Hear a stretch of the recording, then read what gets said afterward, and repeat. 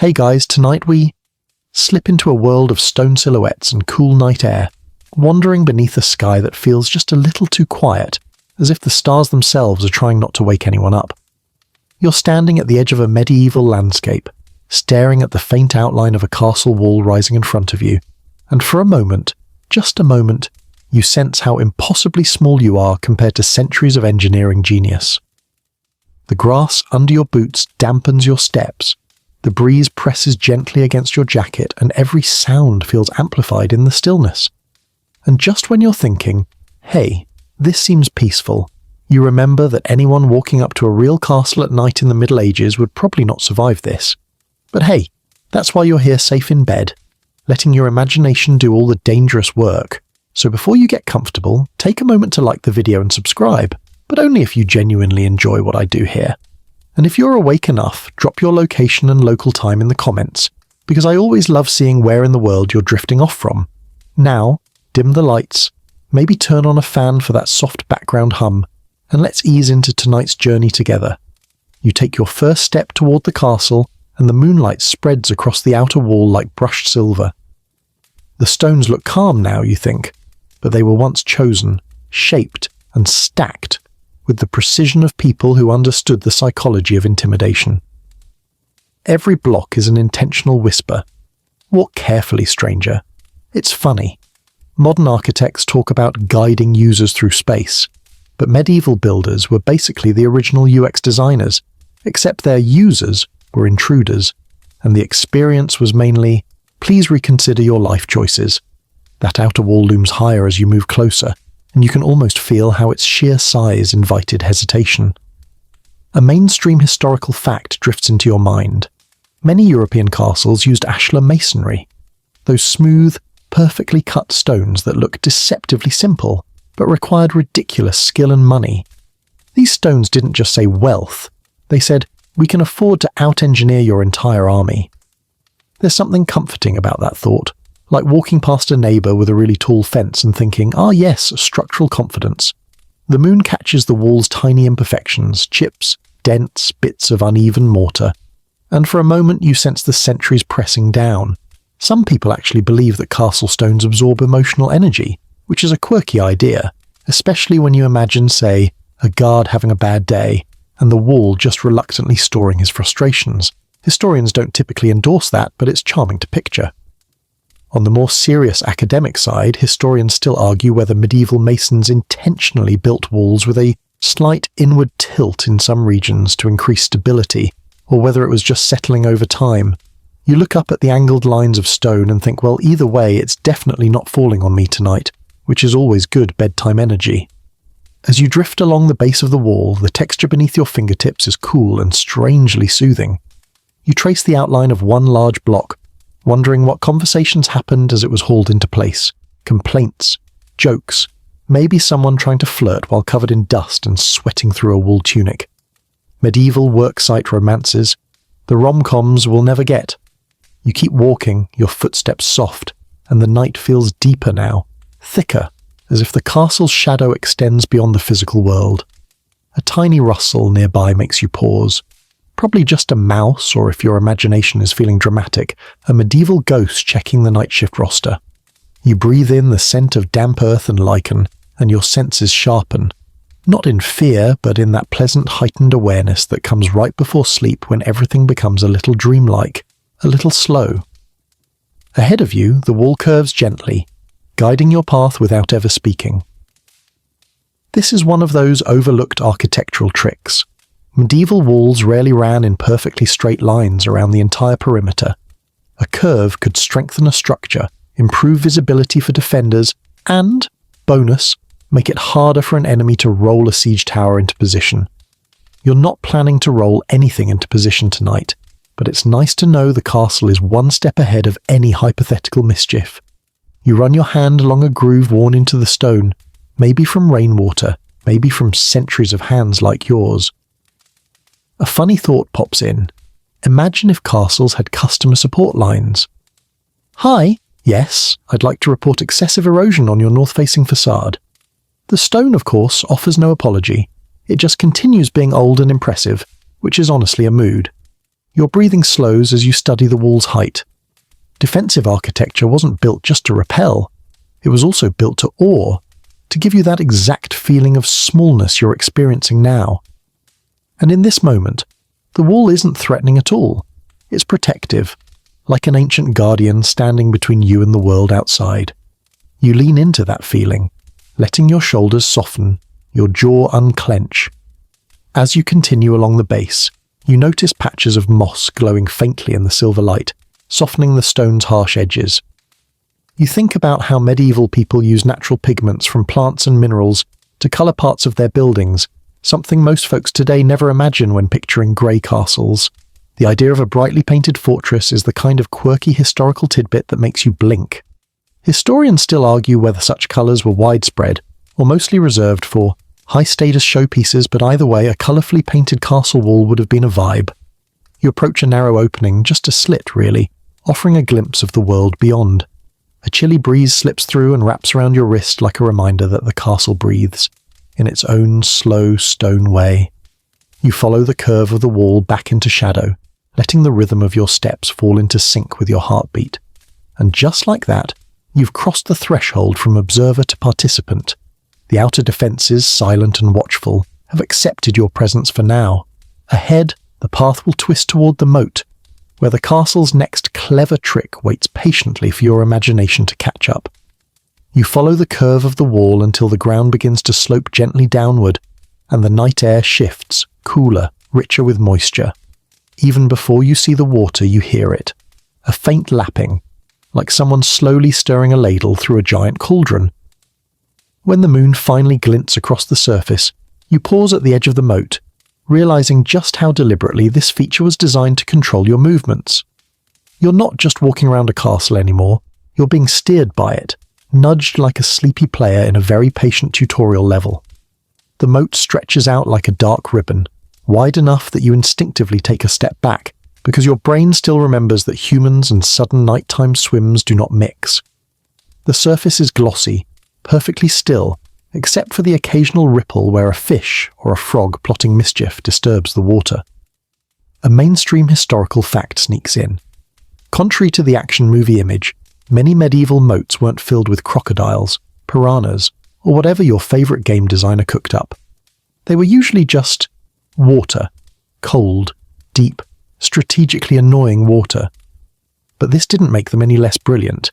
Even without monsters, a moat complicated everything from siege engines to ladders, forcing you onto very specific approach paths. And yet, despite what the textbooks say, you can't help smirking at the quirky historical tidbit that some medieval communities did dump pretty questionable stuff into their moats. Slaughterhouse runoff, waste, leftover fish guts. So in a sense, no imaginative video game ever exaggerated the hazard level. They just substituted crocodiles for bacteria. Such elegance. You walk along the bank, the grass brushing against your boots, and feel how the moat gently guides you, like a sheepdog herding a particularly stubborn sheep. Your steps become slower, sleepier. The water reflects a wobbly version of you, slightly taller, slightly smugger, and for a moment you imagine medieval architects watching from a distance, whispering, "Ah yes, the moat works. Look how they follow the line like geese." Historians still argue whether moats were primarily defensive features, or whether some castles adopted them as much for status as strategy. Because let's be honest, nothing says we are important like building your home on a private island and making every visitor approach like they're starring in a fantasy epic. Rich medieval lords basically invented the idea of curb appeal, except the curb was filled with several thousand gallons of water, and a subtle message: please don't even think about storming us. A breeze drifts across the surface, brushing against your face with that damp, earthy scent that only bodies of water at night can produce. Somewhere in the reeds, a frog croaks, sounding both bored and judgmental. You crouch down, peering into the depths, and the moon's reflection breaks apart into a mosaic of silver fragments. It feels calming, hypnotic, like the kind of repetitive visual that helps your mind loosen its grip on the day's stress. Funny enough, medieval people sometimes used moats for fish farming. Imagine a noble strolling along the water's edge, pointing at a trout like, "Yes, excellent defensive infrastructure, and dinner." You can't help laughing under your breath. Castles. Multitasking since forever. As you straighten up, your boots sink slightly into the damp soil. The ground here is softer, shaped by centuries of purposeful flooding, draining, maintaining. Constructing a moat wasn't just dig a hole, add water. It required surveying, trenches, channels, massive earthworks. Teams of labourers spent months shaping landscapes into weapons. You picture them pausing for a break, leaning on shovels, probably complaining about everything from wages to weather to whoever decided the moat clearly needed to be this wide. You can almost hear the medieval sarcasm floating in the air. Yes, Geoffrey, I'm sure the enemy will appreciate all the swimming space. You continue walking, and the path gently narrows, funneling you toward the only direction the castle wants you to go. This is the moat's psychological genius. It doesn't trap you, it nudges you. A gentle architectural shove. You could jump in if you wanted to, of course, but the cold bite of the water is reason enough to keep your feet on solid ground. Plus, let's be real. Nobody wants to go to bed imagining they fell into a questionable medieval moat. That's nightmare fuel, not ASMR. The moonlight glimmers as clouds drift lazily overhead, shifting the brightness across the water's surface like a slow-moving spotlight. The whole scene feels theatrically staged, as if the castle were trying to impress you with its nighttime aesthetic, and honestly, it's working. You walk closer to the bank and notice how the moat creates an auditory boundary too. Everything across the water sounds just a bit muffled, softened by the gentle acoustics of open space. This was probably helpful in battle. Defenders could hear specific noises while general chaos blended into the dampened background. But tonight, it just makes your heartbeat feel more prominent, more steady. You pass a spot where wooden posts once jutted up from the moat, remnants of a palisade or fish weir maybe. Some castles even use submerged stakes as a defensive surprise for boats. Imagine being an invading soldier rowing across at night, blissfully unaware, only to hear your commander whisper, "Why did it suddenly get so crunchy?" Medieval warfare, not for the faint of heart, but undeniably inventive. Your steps slow further as the path curves toward a narrow earthen causeway, the one safe route leading to the gatehouse. It feels like the castle is drawing you inward, coaxing you closer in the gentlest, most manipulative way possible. You can almost hear it murmuring, "That's right, this way. You're doing great." Castles were the original passive-aggressive hosts. The water settles again behind you, smooth as glass, leaving only the faintest ripples trailing from whatever tiny creature dared disturb it. You breathe deeply, letting the cool night air fill your lungs, and your shoulders soften as a natural calm washes over you. The day's noise seems far away now, separated from you by both water and time. Ahead, the gatehouse waits, massive, silent, pretentiously proud of itself. The moat has done its job. It has guided you, slowed you, and prepared you, all without uttering a sound. You take your final step off the grass and onto the packed earth of the causeway, leaving the gentle, reflective waters behind as the next layer of the castle's genius begins to rise before you. The causeway draws you forward like a quiet conveyor belt, and the gatehouse towers above you, massive, squared, and unmistakably smug about its importance. You can practically feel it judging your posture. The closer you get, the more you sense the architectural attitude radiating off the stone. If the moat politely guided you toward the castle, the gatehouse now stands ready to ask for your ID, your purpose of visit, and maybe your credit score. You slow your steps because the gatehouse wants you to. That's its first trick. Scale. Not just height, but the way the structure looms, narrowing your field of vision until your focus locks on the entrance alone. It's like the castle equivalent of putting someone under a spotlight. The passage beneath the massive arch feels too dark, too tight, too watchful. Precisely the experience medieval engineers wanted intruders to have. You're not just walking into a building, you're walking into a psychological funnel. A mainstream historical fact drifts into your thoughts.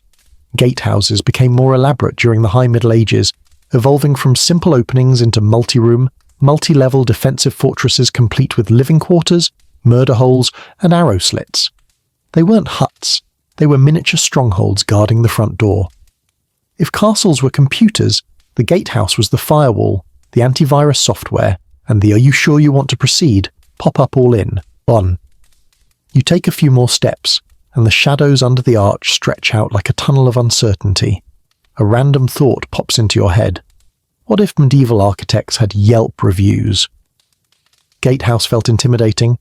3 5 stars. Guards did not laugh at my joke. You chuckle softly, and the sound echoes back at you, just a little too sharply. Great. Now even the acoustics are judging your humour. The sound fades into silence, and you notice the air change temperature as you near the entrance. Cooler, denser.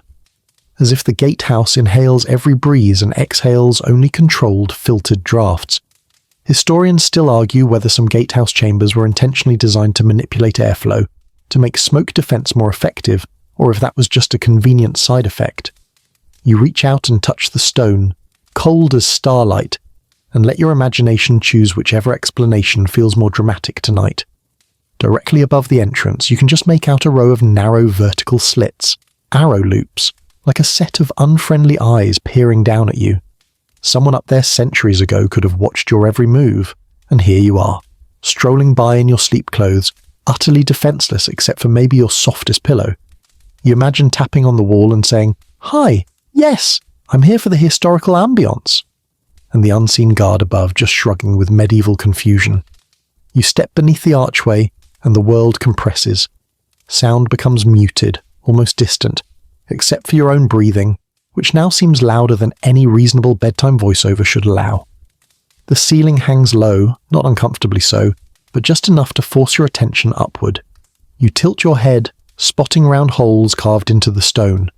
Murder holes, or, as you decide to call them in this moment, surprise skylights for bad behaviour. A quirky historical tidbit floats into your mind. Despite popular belief, defenders didn't spend all day pouring boiling oil on intruders. It was expensive. More common were rocks, sand, or just really unfortunate gravity-assisted objects. Basically, medieval Home Alone. You look up again, imagining a medieval guard standing there with a bucket of something unpleasant. Bored out of his mind, humming off key. Your footsteps move deeper into the passage, and you notice how the walls on either side subtly angle inward, creating a tight, almost claustrophobic corridor. Defenders could trap enemies here, raining projectiles from above while forcing them into a bottleneck. You, meanwhile, are just trying to walk calmly without imagining a dozen imaginary guards judging your gait. A soft breeze touches your cheek, sneaking through one of the small side slits. You lean slightly toward it, inhaling cool night air mixed with the faint aroma of stone dust, moss, and the gentle metallic tang castles always seem to exhale after centuries of weather. You wonder how many people before you, soldiers, merchants, travellers, sleepy guards, have taken this same path, their footsteps layering invisibly beneath yours. As you continue, you catch sight of an upper chamber through another narrow slit. Gatehouses often had rooms for guards, storage, and sometimes even detention spaces.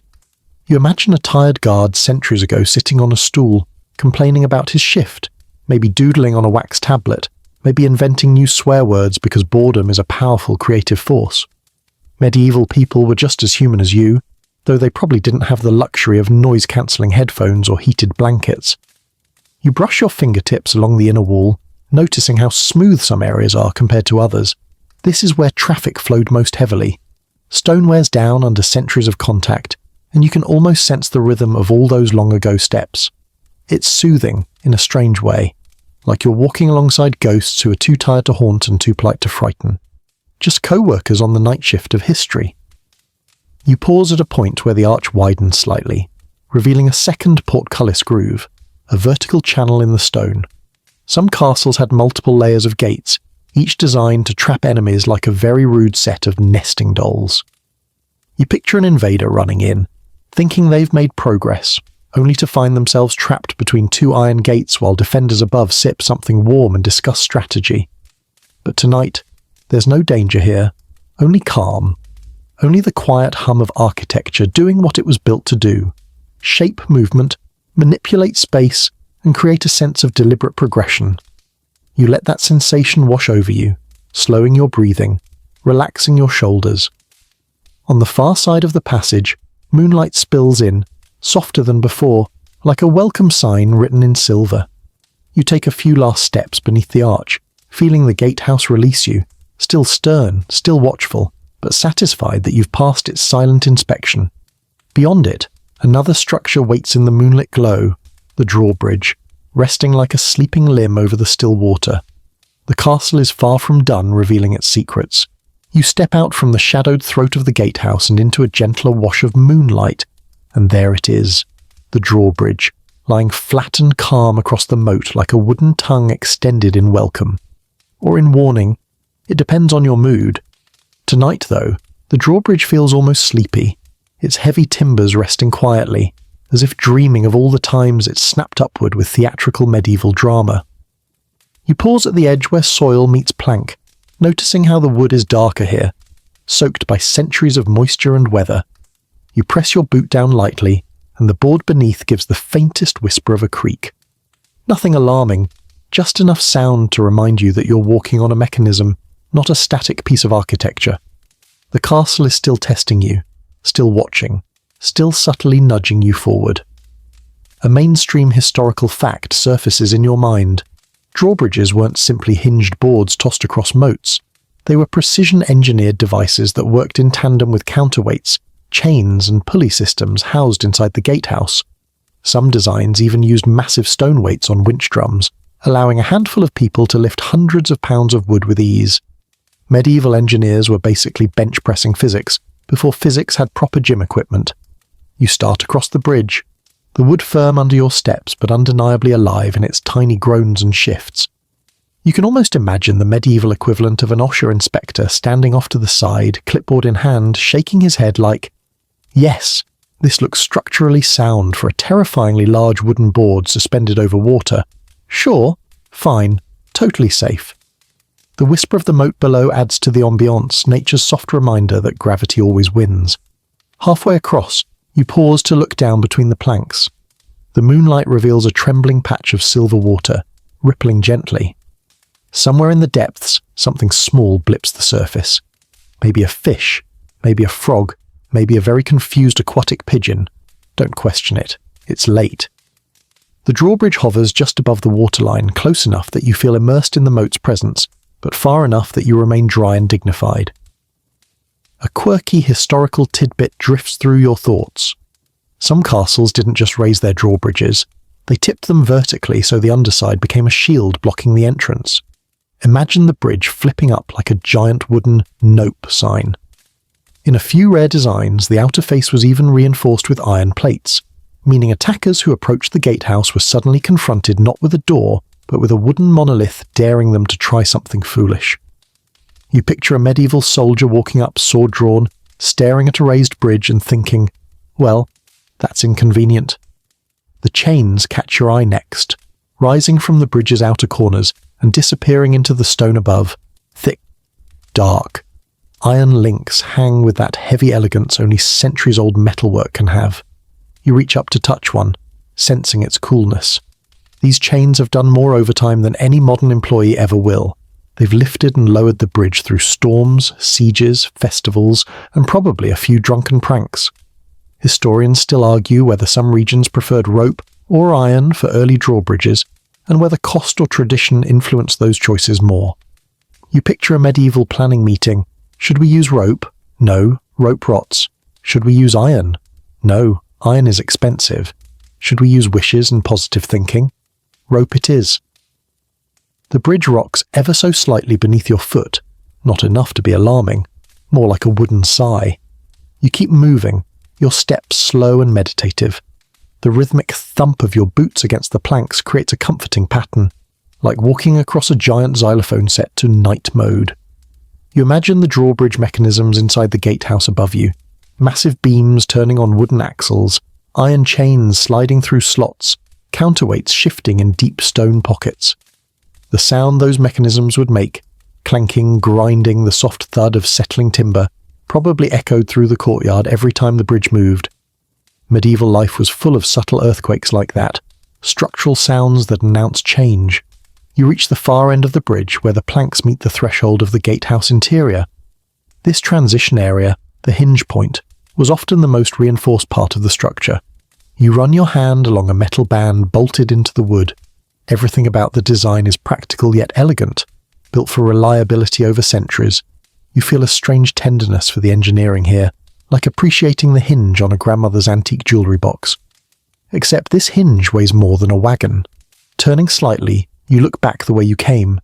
The drawbridge stretches calmly across the moat, and in this moonlight, it almost looks like a ribbon of soft shadow connecting two worlds, the untamed outside and the organised interior of the castle. Your reflection wavers on the water's surface below, and for a moment, you consider the ancient superstition that reflections can hold pieces of your spirit. You decide that if any castle were to collect spare bits of you, this one seems gentle enough. You take a deep breath, letting the night fill your lungs. The wooden scent of the bridge mingles with the earthy smell of the moat, and the faint mineral aroma drifting from the stone gatehouse.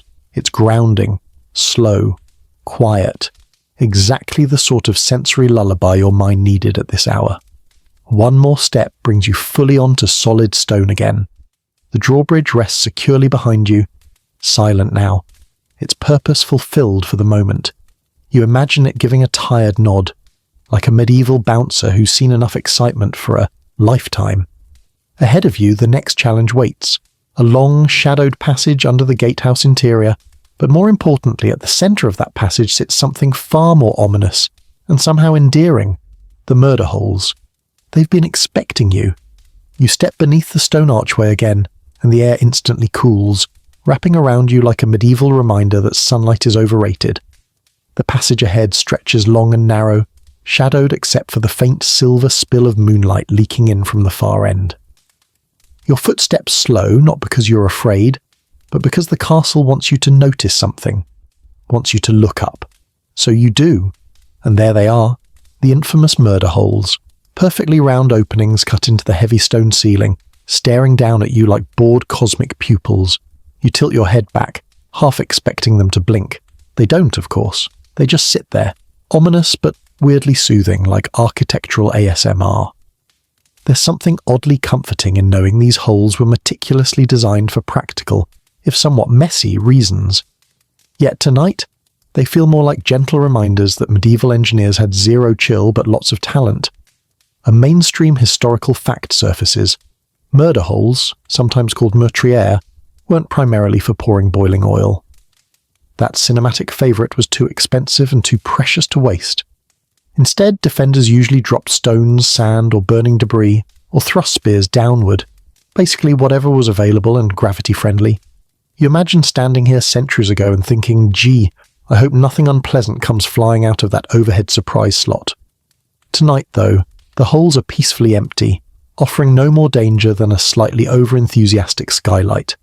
You walk forward, the sound of your steps echoing gently, and feel the way the acoustics shift beneath the geometry of the ceiling. This passage wasn't just about attack, it was about intimidation. Being under murder holes meant you were vulnerable, observed, catalogued as either friend or foe. It's similar to walking through a modern airport with 12 security cameras pointed at you, except here there's no announcement politely reminding you to watch your belongings. Just stone, and silence, and a suspicious downward draft. A quirky historical tidbit drifts into your mind, and you almost smile. Some later castles built fake murder holes, decorative ones, to create psychological pressure even when they weren't functional. Imagine being the mason on that assignment. So, you want a hole that doesn't go anywhere? Yes, but make it intimidating. Say no more. Medieval architecture had a flair for drama long before theatres got involved. You shift your gaze lower and notice how the stones around the holes are smoother, worn by centuries of moisture, drafts, and possibly nervous upward glances from passers-by. You run your fingers along the wall, feeling that cold texture that only ancient stone carries, a kind of mineral patience. The castle isn't in a hurry. It's been here longer than your entire family tree. You're just a guest drifting through its bedtime mood lighting. Historians still argue whether murder holes were more effective as psychological deterrents than actual defensive tools. After all, attackers rarely made it this far into a castle without significant losses already. Some scholars believe the holes were symbolic power statements, architectural eyebrows raised in permanent suspicion. As you stare up again, you decide that yes, these holes definitely judge anyone who walks beneath them. Your steps continue forward, slow and deliberate, echoing faintly off the walls. There's a gentle breeze flowing down from one of the openings, just a whisper of air, as if the castle itself is sighing in its sleep. It brushes across your forehead, cool and feather-light, calming you more than any rational person should ever admit. Who knew murder holes could be relaxing? Halfway through the passage, you imagine how chaotic this space would have felt during an attack. Defenders shouting above, attackers pushing forward below, all compressed into this tight stone throat. But instead of abrupt violence, what you get tonight is tranquility. Stone-settled quiet, moon-sifted stillness. It's the strange inversion of threat into comfort, like sitting in a haunted house during the off-season. You glance to the sides and notice small alcoves carved into the walls. These could have housed gate mechanisms, extra weapons, or guards waiting quietly in the dark. A fun, not threatening, thought pops into your head. What if guards used these alcoves as break spots, just sitting there with a chunk of bread, people watching through the murder holes? Oh look, another intruder. Should we drop something on him? Nah, it's Tuesday. The passage narrows slightly, funneling your movement until you're directly under the largest of the openings. You pause instinctively, looking up. The moonlight hits the rim just right, making the edge glow faintly like a halo. A murder hole with a halo, iconic.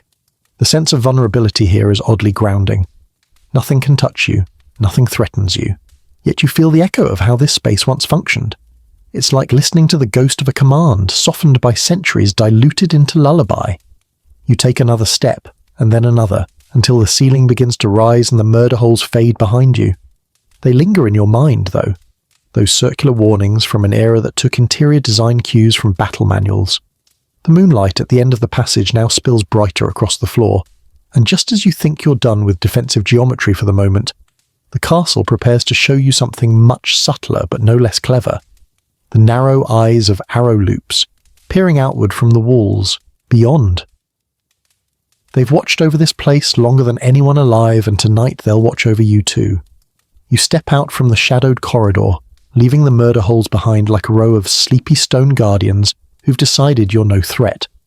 The air here feels different, lighter, but also stretched thin across the outer wall, as if it's waiting for you to notice something subtle.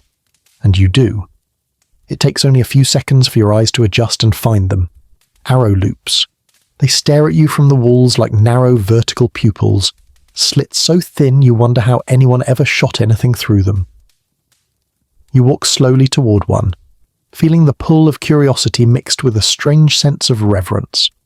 These aren't just holes in stone, they're viewpoints, lenses, centuries-old camera obscuras crafted by people who understood battlefield geometry long before anyone coined fancy phrases like sightline optimization. You place your palm against the cool stone beside the slit. Up close, the opening widens toward the inside, funnel-shaped. A mainstream historical fact emerges from the quiet. Arrow loops were intentionally designed this way so archers had a wide field of aim from within, while attackers outside saw almost nothing of the defender. A perfect medieval cheat code. Full visibility for you. Frustration for them. You lean in, letting your eye settle into the narrowest part of the loop. And suddenly, the world changes. Your view becomes compressed into a single controlled slice of the night. A thin ribbon of landscape framed by stone. You can see the faint shimmer of the moat, the grassy bank, the dark silhouettes of distant trees. But everything feels distant, detached, safe. You're seeing without being seen, watching without exposing a single inch of yourself. Even if someone outside were staring straight at this slit, they'd see, well, probably just darkness. Maybe your eyelash. Highly unlikely aim. A breeze slips in through the loop, brushing your cheek with coolness. You exhale softly, and the breath bounces back at you, warm against the stone. Somehow this tiny aperture makes you feel both hidden and connected. A strange duality that medieval soldiers must have known intimately. A quirky historical tidbit crosses your mind. Arrow loops weren't just for arrows. In some castles, they were used to fire early handheld firearms, or even to toss out small stones or boiling water, depending on architectural improvisation. You picture a medieval engineer carving a loop in the stone, stepping back and saying, "Yes, perfect. Multifunctional whole." Historians still argue whether the shapes of arrow loops, some cross-shaped, some inverted triangles, some circles widening into cones, were optimized strictly for specific weapons, or whether regional styles and mason preferences played bigger roles. You imagine a mason insisting on his favorite loop shape, the way modern people argue about smartphone brands. Mine has better aim ergonomics. Yours looks like a breadstick. The scholarly debate would be much improved with snacks. You move from one loop to another, noticing how each one frames a slightly different angle of the outside world. It's like walking along a gallery wall where each painting is a precisely curated slice of reality. The moon shifts, clouds drift, and every loop becomes a new silver-tinted vignette. The loops also control light in fascinating ways. Moonbeams sneak in through the narrow openings, but instead of flooding the interior, they arrive as tight, slender rays, like threads sewing together darkness and illumination. You pass your hand through one of these beams, watching it momentarily glow in pale silver. The castle is stitching the night together, one arrow loop at a time. As you walk, you begin to feel the rhythm of these openings, steady intervals of narrow eyes across the wall. You start imagining the archers who once stood here, tired, freezing, wearing armor that chafed in all the wrong places, maybe complaining softly to one another. "I can't feel my fingers. I dropped my last arrow. Do you think the Lord would notice if we traded shifts and I took a nap?" Humans being humans, even inside fortresses. You stop at a loop carved slightly lower than the others, perhaps for short-range defense, or perhaps the mason was having a rebellious day. The view here is angled downward toward the moat. You picture enemies trying to approach, only to face a rain of arrows directed by people hidden behind stone. The loop's geometry amplifies its purpose. Tiny frame, big intent. But instead of imagining battle, you let your eyelids half drop, feeling the serenity of the night pressing softly against the opening. The outside world feels hushed, flattened into calm monochrome. The loop becomes a sleep filter, reducing everything to gentle silhouettes. You breathe easier, you feel safer. It's ironic how something built for violence can feel so comforting when everything is quiet. A soft tapping echoes faintly behind you, just the shift of wooden beams or the wind brushing a distant shutter. But in this calm setting, it feels like the castle adjusting itself, settling more comfortably as it hosts your nighttime wandering. You smile, picturing the castle stretching like an old cat. You continue wandering along the inner walkway, fingers lightly gliding across rough stone. The arrow loops accompany you like silent companions, each one offering a moment of stillness, a curated breath of cool air, a glimpse of the world outside without requiring you to step into it. You feel like a gentle spy, or at least someone with excellent wall privileges. The walkway curves slightly, and the loops grow closer together as you near a stairway leading upward. You glance ahead and notice how the walls themselves seem to narrow, channeling you toward the next architectural transition. The castle is guiding your steps again, nudging you toward the spiral staircase waiting in the corner, a stone helix poised to twist your perspective in more ways than one. But before you move toward it, you give one last look through a tall, thin arrow loop, the narrowest of them all. The outside world appears stretched, elongated, almost abstract, just shadow, light, and stillness. Perfect fuel for a mind drifting towards sleep. The staircase awaits. You ease toward the corner where the staircase begins, and for a moment you simply stand there, staring upward into a spiral of stone that feels impossibly ancient and improbably narrow. Spiral stairs and castles do not care about your comfort. They do not care about your pacing. They certainly do not care about your quads. They were engineered with one goal in mind: tilt the odds in favor of whoever was defending, not whoever was foolish enough to charge upward. You place one foot on the first step. The stone dips slightly in the center, worn smooth by centuries of climbing. Soldiers, servants, nobles, messengers, all leaving a little groove of their existence behind. You run your fingers along the inner column, feeling the steady coolness there, the spiral tightening around you like a very polite stone boa constrictor. A mainstream historical fact slips into your thoughts. Castles almost always built spiral staircases to twist clockwise as you ascend. This forced attackers, who were typically right-handed, to angle their swords awkwardly against the central column, while defenders above had plenty of room to strike downward with ease. You can almost hear a medieval architect saying, "Yes, let's weaponize geometry." And geometry, being an overachiever, said, "Absolutely." You begin climbing, one step, then another, the staircase forcing your body into a gentle rhythm. Up here, each movement feels deliberate, slowed by design. Spiral stairs make you mindful whether you want to be or not. They curve your path, compress your field of view, and make you intimate with both stone and gravity. The soft scraping of your foot echoes upward in small circles, like sound trapped in a seashell. The stairwell grows tighter as you ascend, the outer wall brushing your shoulder. No space is wasted here. Every inch was carved with purpose. You can't help smirking at a quirky historical tidbit.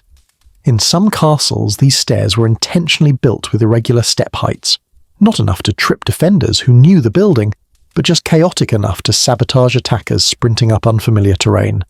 Imagine a knight charging in full armor, trying to maintain the momentum of a heroic movie scene, only to be thwarted by a slightly shorter step.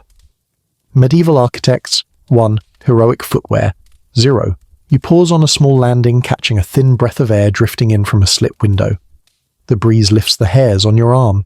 From here, you can faintly see the courtyard below, a small patch of moonlit ground framed by the narrow opening. It's astonishing how even the smallest window in a castle gives you a perspective carefully calculated by the builders. You're not just looking outside, you're seeing the world from a controlled vantage point. These stairs aren't merely vertical transport, they're strategic perches.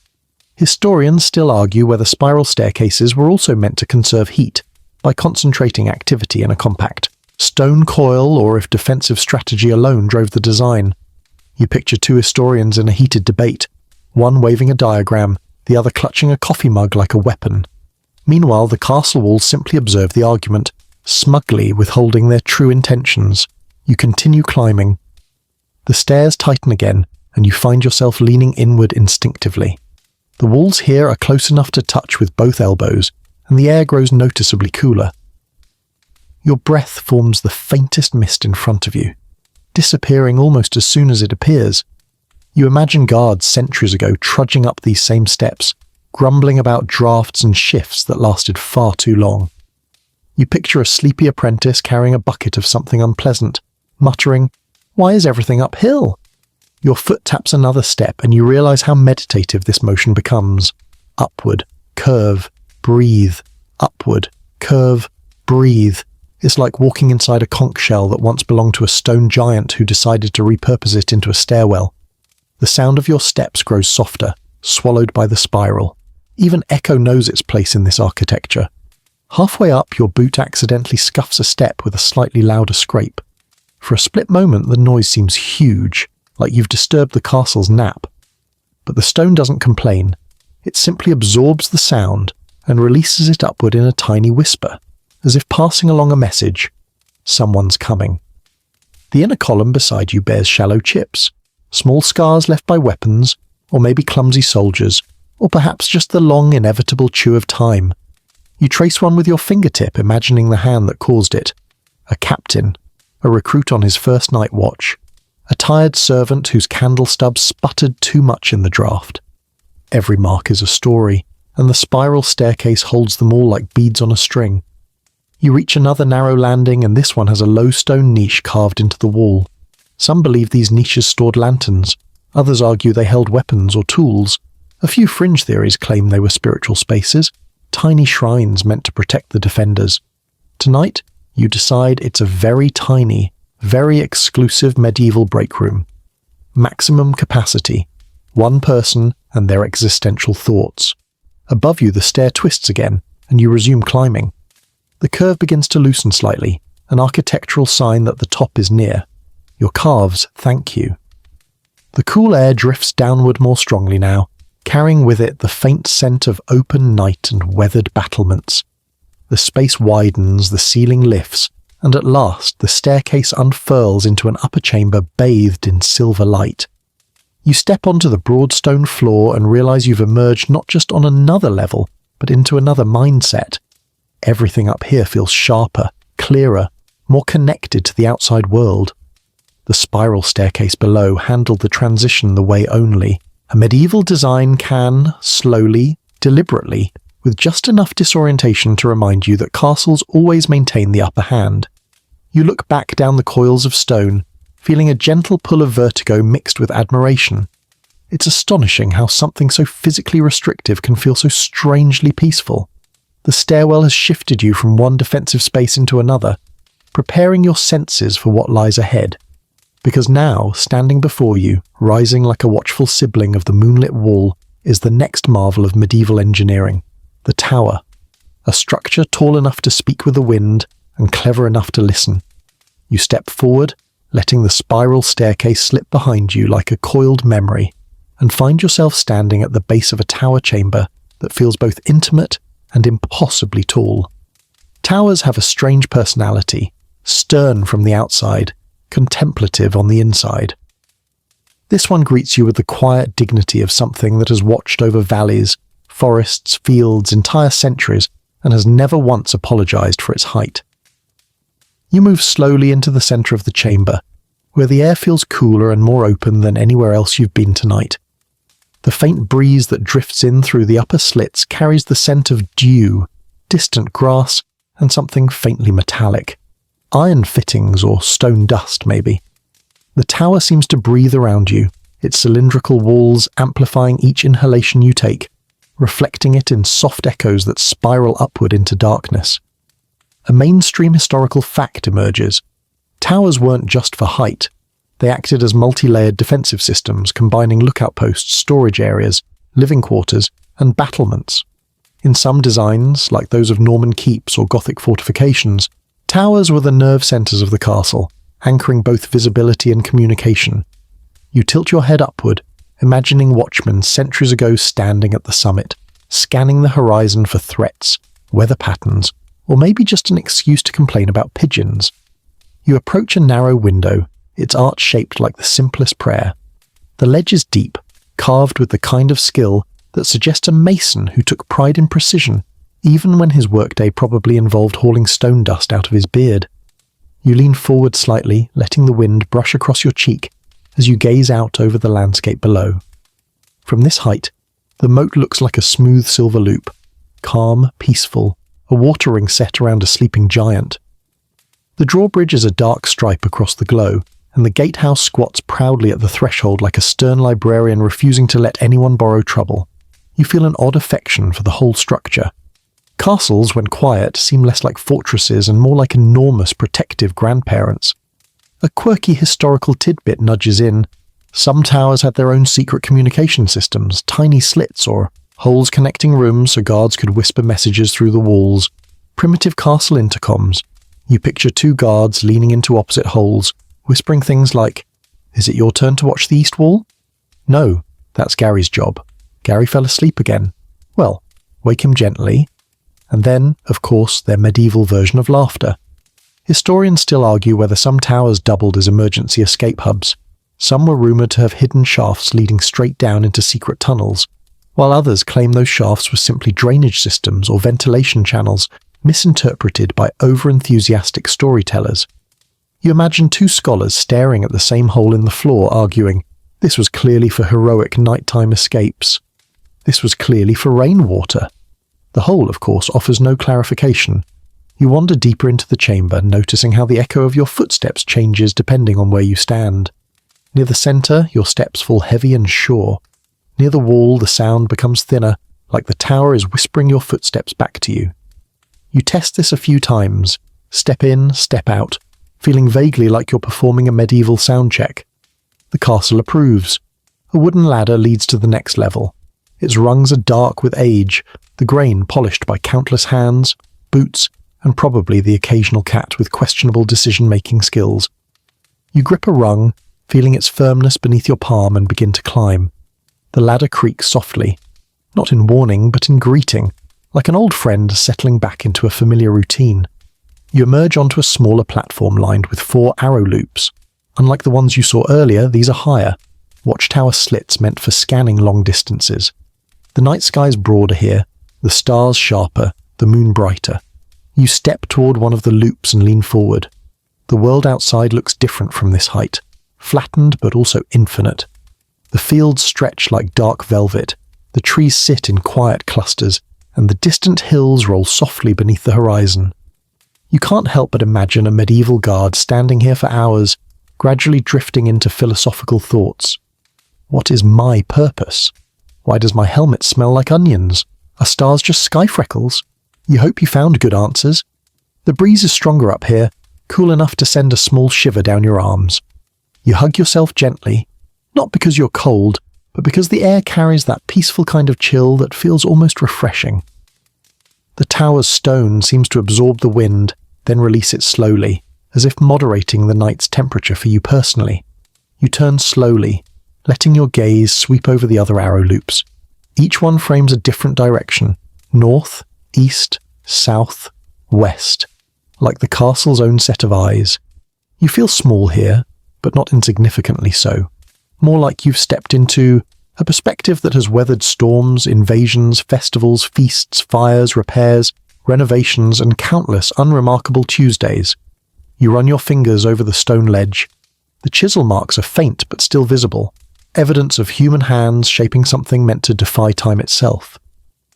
The idea that someone carved this ledge 700 years ago and that you're touching it now feels oddly intimate, like a handshake across centuries. Your gaze drifts upward again, drawn by a narrow hatch leading to the roof.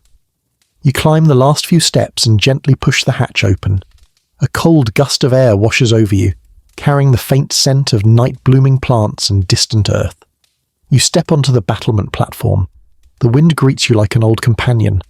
Up here, everything feels lighter, your thoughts, your breath, the tension in your shoulders.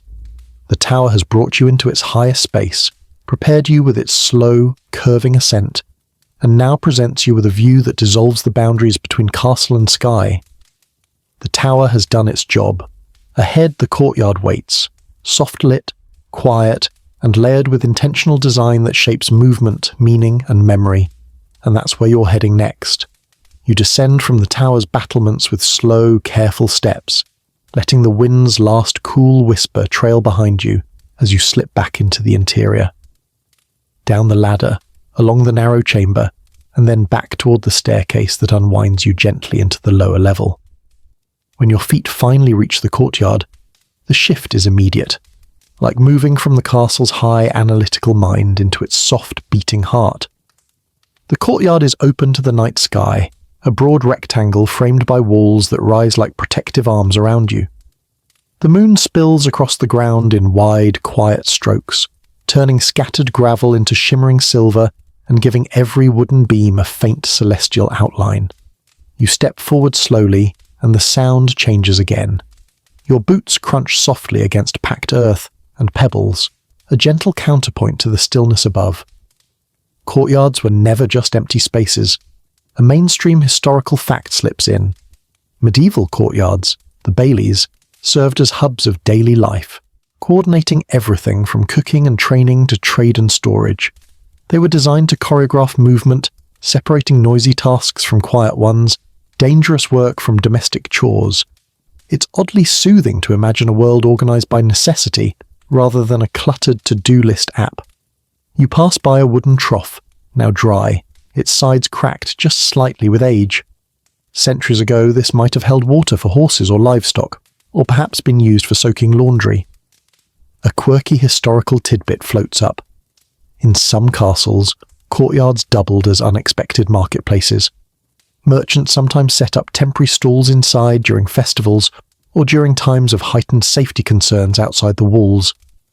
Imagine the courtyard, filled with brightly dyed fabrics, clacking pottery, and someone loudly attempting to sell a goat with excellent emotional intelligence. Your steps carry you toward the center, where a circular patch of worn earth suggests the long-ago presence of training drills or daily routines. You picture soldiers practicing formations, servants carrying baskets, children chasing chickens with the kind of determination usually reserved for unpaid interns. The castle wasn't just a stronghold, it was a living organism powered by dozens, sometimes hundreds, of people who navigated these open spaces with choreographed purposeful flow. Historians still argue whether certain courtyard layouts were intentionally symbolic, designed to subtly reflect hierarchy and order, or whether practicality alone dictated them. Standing here now, you can imagine both sides winning the argument. The arrangement feels instinctive. Kitchens near the walls with chimneys facing outward, workshops tucked behind sheltered corners, stables angled for easy access. But there's also a sense of quiet ceremony, as if even the mundane was meant to follow patterns. You wander toward a covered walkway supported by wooden beams.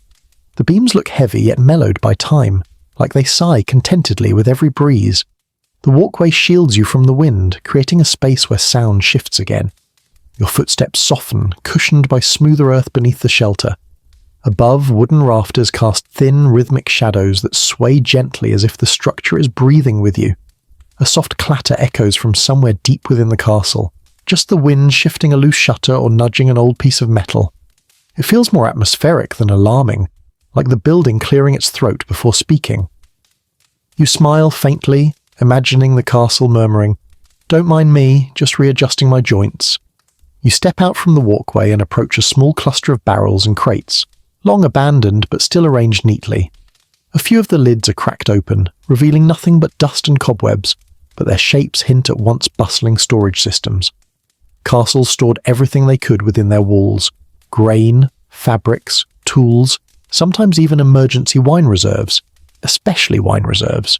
You imagine a medieval steward pacing anxiously, counting containers, ensuring no one drank the emergency supply during an especially boring winter. As you continue your slow meander, the courtyard reveals itself in gradients. Each corner holds subtle clues about the rhythms of old life. A scorched patch of stone that hints at past cooking fires, a faint trough etched by wagon wheels, a low doorway leading to what might have been a servant corridor or pantry. The architecture here feels friendlier, warmer, more human-scaled. The tension of gatehouses and towers softens into domestic familiarity. You catch a breeze carrying scents: damp earth, old timber, faint stone dust. But if you close your eyes, you can almost imagine the smells that once lived here: baking bread, wood smoke, sweat, horses, herbs from the kitchen garden. The sensory layering of history becomes a kind of meditation. Each imagined aroma softens your breath a little more. A dim shape in one corner draws your attention, a small stone bench tucked beneath an alcove. You sit down carefully, feeling the cool surface steady you. From here, the courtyard spreads out like a quiet stage, and you feel a gentle kinship with all the invisible people who once paused here. Guards taking a break, children catching their breath, a cook enjoying a moment of silence before the next round of chopping, stirring, and sighing. Above you, the sky remains clear. Stars blink lazily, and the moon glows with that soft, unbothered arrogance only the moon can manage. The courtyard amplifies the sky somehow, not by framing it, but by giving it room to breathe. Even the silence feels rich, layered with distant echoes of long-ago footsteps. In one corner of the bailey you notice a slightly raised doorway leading to the keep, the castle's innermost stronghold, its central thought, its stone brain. The doorway stands tall and firm, less decorative than practical, yet undeniably important. It invites yet also warns, promising safety while reminding you of the responsibilities carried inside. You stand, brushing imaginary dust from your hands, and take one last slow breath of courtyard air.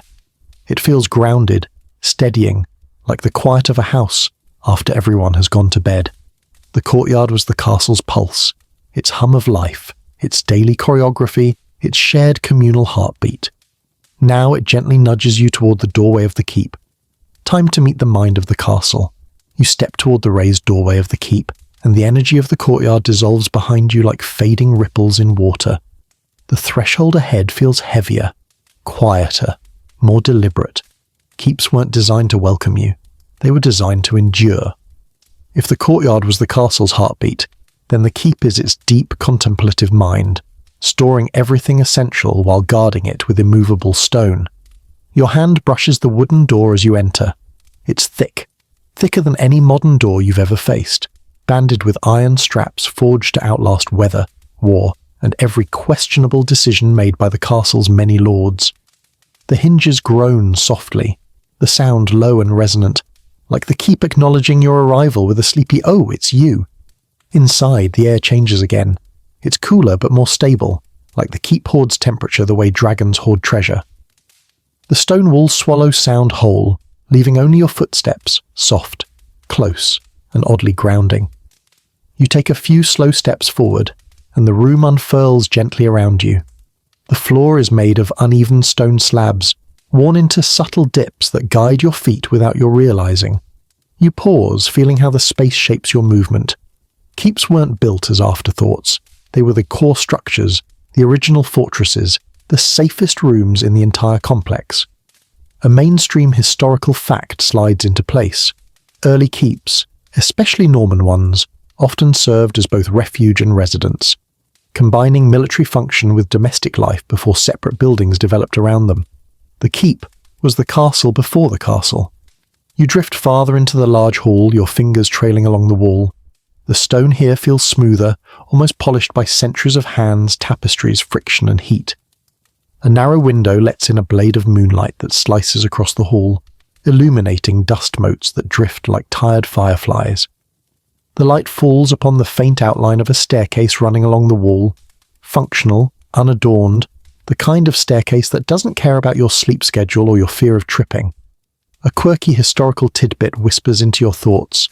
Some keeps were painted inside, bright reds, deep blues, even gold in wealthier households. Most people today imagine castles as forever grey, but medieval folks loved colour like modern folks love LED strip lights. Tonight, though, the walls around you are bare, their original pigments long vanished, leaving only hints of texture that tease the imagination. As you move deeper into the hall, the shadows shift, curling around columns and wooden beams that hold the upper floors. You can almost sense how the keep organised life: storage below, living areas above, watch posts at the very top. Even in stillness, the floor plan hums with purposeful energy. You approach the central pillar that anchors the room, running your palm along its surface. It feels reassuringly solid, the architectural equivalent of someone putting a gentle hand on your shoulder and saying, "You're safe here." Keeps were built for that promise. Safety, endurance, a place where last stands could happen and families could sleep without fear. You exhale, letting that quiet security seep into your bones. Historians still argue whether keeps prioritized residential comfort or pure defense, especially as designs evolved. Some point to cozy fireplaces, private chambers, and improved staircases. Others emphasize arrow slits, narrow doorways, and the ability to turn any room into a defensive choke point. Standing here, you feel the truth is somewhere in between. The keep feels like a parent trying to be both protective and practical, offering warmth but never lowering its guard. Your gaze drifts toward a massive fireplace carved into the wall, the stones darkened by centuries of soot. Though cold now, you can imagine the roar of a fire here, a central blaze radiating warmth through the hall, while cooks prepared meals or nobles exchanged news, gossip, or passive-aggressive comments about each other's tunics. Fireplaces weren't just for heat. They were information hubs, security monitors, social lounges, all rolled into one roaring flame. You take a slow breath and let the silence settle. Even empty, the keep feels occupied somehow, not by ghosts, but by memory. By footsteps of people moving purposefully from storage to kitchen to stairwell. By laughter echoing across feast tables. By the sharp clang of metal, a sword being sharpened, armor adjusted, a pot dropped by an exhausted kitchen boy who absolutely did not intend to create that much noise. You move toward one of the inner doors, smaller than the exterior entrance, thick but more intimate. Behind it lies another chamber, likely once used for storage or sleeping. You push it open gently. The room is dim, lit only by the light sneaking in through a tiny slit window. You step inside, and the walls feel closer, the ceiling lower, the air stiller. This is where the keep's intelligence really shows. Small rooms like this could transform instantly. Storage one day, refuge another, makeshift infirmary, emergency council room, or even temporary housing for visitors who clearly drew the short straw. The flexibility of the keep was its strength. It was the medieval version of a multi-purpose hall, except with significantly more stone and significantly fewer bake sales. You turn back to the main hall, walking slowly, each step accompanied by the soft echo that makes the room feel larger than it is. The moonlight climbs higher along the pillars as you pass them, almost like the keep is examining you from different angles, deciding how much trust to extend. You feel soothed by its caution. You admire architecture that takes its responsibilities seriously. Your path naturally leads to the stairway that climbs along the wall. The steps rise in a straight, honest line, sturdy and thoughtful. You place your foot on the first one, feeling the intent behind its stubborn solidity. The keeper's shown you its grounded heart. Now it's ready to reveal its warmth, its hearths, its draughts, its fireside secrets, and the clever ways medieval people learned to bend stone to the will of comfort. You begin to climb. You climb the keep stairs slowly, each step nudging you deeper into the quieter, warmer side of medieval life. The domestic spaces where people actually lived, argued, thawed out, gossiped, and occasionally set things on fire by accident. The staircase leads you into a long, rectangular chamber where the air shifts noticeably. It's still cool, but not the stern coolness of the lower keep. This is a lived-in temperature, softened by centuries of hearth smoke, draughts, and human presence. Your eyes settle first on the fireplace. It dominates the room, wide-mouthed, dark with soot, lined with stone that looks polished from constant use and enthusiastic medieval cooking experiments. You walk toward it, drawn by a memory your imagination doesn't even own. The hearth is the closest thing the Middle Ages had to central heating and Netflix combined. Families gathered here, guards thawed finger joints here, children toasted whatever counted as snacks here. The fire wasn't just for warmth, it was the castle's social gravity. You kneel slightly, touching the edge of the hearthstone. It's cool now, but your mind supplies the warmth automatically. Heat radiating outward, the crackling of logs, the bright flicker bouncing across wooden beams. You picture a pot suspended over the flames, bubbling with something that smells like onions, herbs, and mild disappointment. Medieval cuisine, aromatic, practical, rarely photogenic. A mainstream historical fact rises gently through the quiet. Fireplaces in high medieval keeps represented a leap in building design. Earlier halls relied on central fire pits with smoke drifting up through rooftop vents. The introduction of wall-mounted fireplaces with chimneys completely changed interior planning, allowing upper levels and private rooms to flourish. Architecture at long last stopped trying to smoke out its inhabitants. You stand again and stretch your hands toward the empty hearth, letting the imagined warmth soften your fingers. A soft draught sneaks past your neck, reminding you that medieval heating, innovative though it was, still had limits. Stone walls held cold like they were paid to do it. That's why chambers often relied on tapestries, rugs, and thick wooden furniture to absorb warmth. Imagine winter nights, everyone wrapped in layers so bulky they could barely bend elbows, muttering complaints into their scarves. Your gaze drifts upward along the chimney shaft. The soot makes constellations of dark patterns against pale stone. You notice faint scratches, repairs, tool marks, or the side effect of someone poking up a cleaning brush with a little too much enthusiasm. Chimneys needed regular clearing, otherwise smoke would billow backward into the room and make everyone cry. Or worse, create what we now call involuntary smoked ham humans. A quirky historical tidbit surfaces. Some medieval households used dried animal dung as fuel when wood was scarce. It burned surprisingly well. You chuckle quietly. Imagine explaining that to a modern camping enthusiast. Yes, we used cow chips. No, the smell wasn't that bad. Mostly. You wander away from the fireplace, stepping deeper into the chamber. The floorboards creak in soft protest, but their tone is mellow, worn, like an old violin string tuned for bedtime. You notice how the room channels airflow. Narrow windows positioned at just the right height, small vents carved discreetly along beams, draft gaps near the roofline. Medieval designers understood ventilation long before scientists put fancy terms to it. The keep wasn't sealed. It breathed. Historians still argue whether draft control in castles was intentional engineering or a lucky byproduct of structural limitations. Some point to strategic vent placement, others insist medieval builders simply accepted the curse of eternal breezes. Standing here now, feeling the cool air swirl softly around you like a wandering ghost cat, you suspect both sides might be right. Intentional or not, the mix of airflow and firelight created a strangely calming balance, like nature and architecture negotiated a truce. You drift toward a corner where a wooden partition juts out, creating a small alcove. Perhaps a private sleeping space once lived here, furnished with a straw mattress, wool blankets, and someone's treasured wooden chest. You kneel slightly, imagining the warmth pooling near the hearth and the cold lingering at the edges, a nightly struggle that medieval sleepers navigated like seasoned diplomats. You wouldn't survive 10 minutes here without complaining, and yet you're kind of charmed by it. A small shuttered window catches your attention. You unlatch it gently, and the night air slips in, cool, alert, carrying the faint scent of moss and moonlit stone. You lean forward.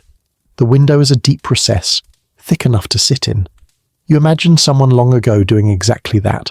A servant pausing to cool off after tending the fire, a noble child daydreaming about festivals, a guard sneaking a break from kitchen duty. The window's wooden frame is scarred with scratches, initials, perhaps even accidental knife marks.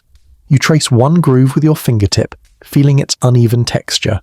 Stone keeps memories, wood keeps stories. You smile at the idea that medieval scribbles, once scolded by stern adults, have now become priceless artifacts of human presence. You close the shutter gently, letting the soft click echo in the room. That sound, the small, satisfying closure, is exactly the kind of detail that would lull you into sleep if you lived here. Predictable, reassuring. The architecture whispers, everything is contained. Near the far wall, you spot a small hatch built low into the stone, a storage cubby. You kneel and lift the wooden cover. Inside, nothing remains but dust and a few stubborn cobwebs clinging to their life choices. But long ago, this spot might have held firewood, spices, precious candles, or tools for managing the hearth. You imagine a tired cook rummaging here for herbs, cursing the cold, promising themselves they'd organize this space tomorrow. They never did. Some things are universal. You rise slowly, letting your joints stretch. The room feels warmer now, emotionally anyway. You've felt its drafts, its heat, its airflow, its memories. You understand how comfort was coaxed from stone by people who refused to accept the cold without a fight. As you step toward the exit, the air shifts again, warmer near the hearth, cooler near the door. The keep is subtly guiding you toward its next secret. The spaces where sustenance, planning, power and survival were stored. Granaries, stone vaults of food and authority. And tonight, they're waiting for you just beyond the hall. You leave the gentle warmth of the hearth chamber, stepping back into a corridor where the air cools again, slipping around your ankles like a curious cat. The keep shifts character here, away from domestic coziness and into something more strategic, more practical, more quietly powerful. The stones feel steadier beneath your steps, guiding you along a route that medieval residents would have walked countless times each day. You follow the passage until it widens into a room with thicker walls, fewer windows, and an unmistakable stillness. The kind of stillness you only get in places built to hold, to preserve, to wait. You've arrived at the granaries, the castle's stomach, its pantry, its insurance policy, and surprisingly, one of its most political spaces. At first glance, the room looks simple. Large wooden bins reinforced by iron bands, stone troughs built into the floor, shelves supported by timbers darkened with age. Dust hangs in the air like soft smoke. The silence feels heavier here, padded by centuries of stored grain, dried peas, salted meats, and all the hopes pinned to them. Food wasn't just sustenance. It was leverage. It was power. It was survival. You walk forward, touching the edge of a large wooden grain chest. The lid is slightly ajar, revealing only emptiness now, but your imagination fills it instantly. Heaps of wheat, barley, rye, all smelling faintly sweet and nutty. You picture someone reaching in with both hands, letting the grain pour through their fingers like tiny gold nuggets. In a world where winter could be merciless, this room was as precious as treasure. A mainstream historical fact nudges at you. Castle granaries often had raised floors or air channels beneath them to prevent moisture build-up and rodent invasion. Clever engineering kept the food dry, cool, and less attractive to every furry opportunist within a kilometre radius. You glance down and notice the faint outline of those channels, slender gaps where air once flowed, maintaining the delicate balance between preservation and disaster. You walk slowly, each step stirring motes of dust into graceful spirals. The room is peaceful, but it carries a quiet tension too. This space once held the castle's future. Siege warfare wasn't just about walls and weapons, it was about time. Whoever had more food usually won. You imagine the lord of the castle pacing this room before winter, counting sacks, calculating rations, muttering approximations about how many days of oatmeal we can endure before morale collapses. A quirky historical tidbit drifts in with the settling dust. In some regions, people stored live fish in barrels of water inside storerooms. Basically, medieval aquariums with far less whimsy. Imagine strolling in for grain and finding a mildly offended carp staring at you. Sir, wrong barrel. You continue exploring, noting how the granary's layout encourages efficiency. Wide pathways between bins, shelves sorted by height, hooks overhead for hanging dried foods or herbs, everything placed where it made sense for hurried hands during harvest season or tense hands during a siege.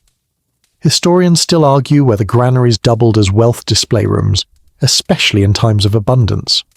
In some accounts, lords allegedly led guests through their storerooms with the same energy modern people show off walk-in closets. Observe, enough grain to feed 10 villages, and yes, the lighting is original. Whether vanity or practicality ruled these rooms remains unclear. But standing here now, surrounded by the ghost of stored riches, you can see the appeal. You wander toward the far wall, where several clay jars sit in a row, their lids cracked but intact. You crouch and examine one. Its rim bears faint markings, inventory symbols, ownership signatures, or the ancient equivalent of "Please do not eat, Thomas, this is for emergencies." You tap the jar lightly, and it resonates with a deep, hollow tone that warms the air for a moment with its vibration. Your fingers trail along a wooden beam overhead. It feels coarse, sturdy, dependable, the kind of timber that doesn't request gratitude but absolutely deserves it.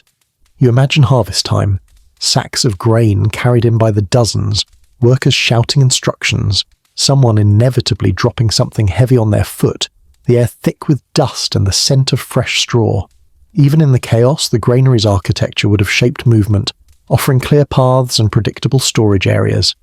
You move toward a section where the stone walls curve subtly inward.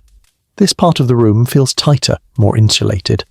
Perhaps this area once held perishables, salted meat hung from hooks, cheeses aging in cool darkness, preserved fruits sealed in wax-coated jars. You picture the room smelling like salt, herbs, and anticipation. The echoes here are soft, almost non-existent. Even your footsteps seem hesitant, cushioned by the thick atmosphere of stored memories. Food, after all, wasn't just survival, it was morale, it was celebration, it was ritual. When grain stores were high, people sang louder, laughed longer, dreamed bigger. When they were low, well, you can imagine the tension. You stand in the center of the room and tilt your head back. The ceiling is lower than in the hall, built for efficiency rather than grandeur. The beams crisscross above like protective ribs. It feels safe. It feels grounded. It feels like a room that held steady through storms, famines, sieges, and long winters. A room that waited for people to return again and again. Your breath slows. The granary's stillness has a calming effect.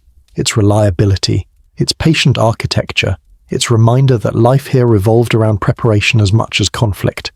You absorb the quiet confidence of the space, letting it settle into your own breathing. As you turn toward the doorway, a faint breeze brushes your cheek, the castle's subtle guide returning to lead you onward.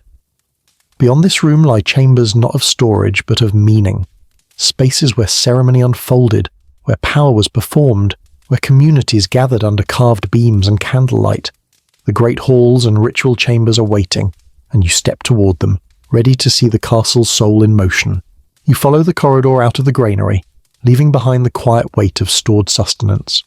The air shifts again, not warmer, not colder, just fuller, as if the castle senses you're about to enter a space where life wasn't merely preserved, but performed. The passage widens gradually, the ceiling lifts, and a soft, familiar reverberation tickles your ears, an acoustic hint that you're nearing a room built to hold sound, story, and significance. You step forward, and the great hall unfurls around you. It rises like the inside of a stone cathedral. Tall beams overhead, long shadows cast by the moon slipping through high-set windows, and a stillness that feels ceremonious even when the room is empty. This is where the castle breathed differently, where people gathered, where rituals unfolded, where decisions were made and feasts erupted, and alliances formed under flickering chandeliers of iron. Tonight, though, the hall is silent, soft, patient, ready to wrap you in its echo. Your footsteps make a gentle talk against the stone floor, echoing in slow waves across the hall. The acoustics stretch the sound, smoothing its edges as if the room is politely editing your presence. You take another step, listening to the way the sound bends and softens. A mainstream historical fact slips into your thoughts. Medieval great halls were intentionally designed with acoustics in mind. High roofs, wooden beams, and stone walls created a natural amplification system so that a lord's voice could carry to everyone present, from honoured guests to servants pouring ale near the back. You imagine a voice projecting here, strong, measured, filling every crevice, and right now it's your voice in your own mind, whispering through the quiet. As you wander deeper, the moonlight illuminates a long wooden table, its surface scarred by centuries of knives, cups, elbows, and probably one enthusiastic bard pounding out the rhythm of a story. You trail your fingers along the wood. It's uneven and familiar, like an old friend leaning into you. The table once held banquets, roasted meats, trenchers of bread, bowls of stewed vegetables, pitchers of spiced wine. You picture the glow of torchlight catching on silver goblets, the murmur of conversations rising like gentle waves, laughter punctuating the air. A quirky historical tidbit slips into your mind.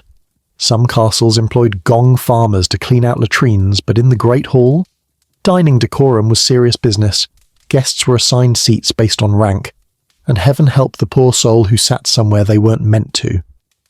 There are stories of medieval nobles throwing full tantrums because someone sat slightly too close to the salt cellar. Humans have always been dramatic. You chuckle softly, and the hall sends your laughter drifting upward like a sleepy balloon. You move toward a raised platform, the dais, where the lord and his family once sat. The platform feels slightly warmer than the surrounding stone, or maybe that's just your imagination sensing centuries of authority clustering here. Rituals happened at this end of the hall. Oaths sworn, disputes settled, treaties signed, and entire communities reaffirmed through ceremony. You step onto the dais and feel the subtle shift in perspective. You now overlook the hall the same way leaders once did. Historians still argue whether the positioning of furniture on the dais, high table facing the room, chairs angled just so, was purely ceremonial or also had defensive logic. Some believe it provided better sightlines during feast day chaos. Others think that's ridiculous and insist it was all about maintaining prestige. You decide both sound plausible. After all, nothing says I'm in charge like seeing who's about to start a drunken brawl before it happens. You wander to the far corner where a massive tapestry once hung.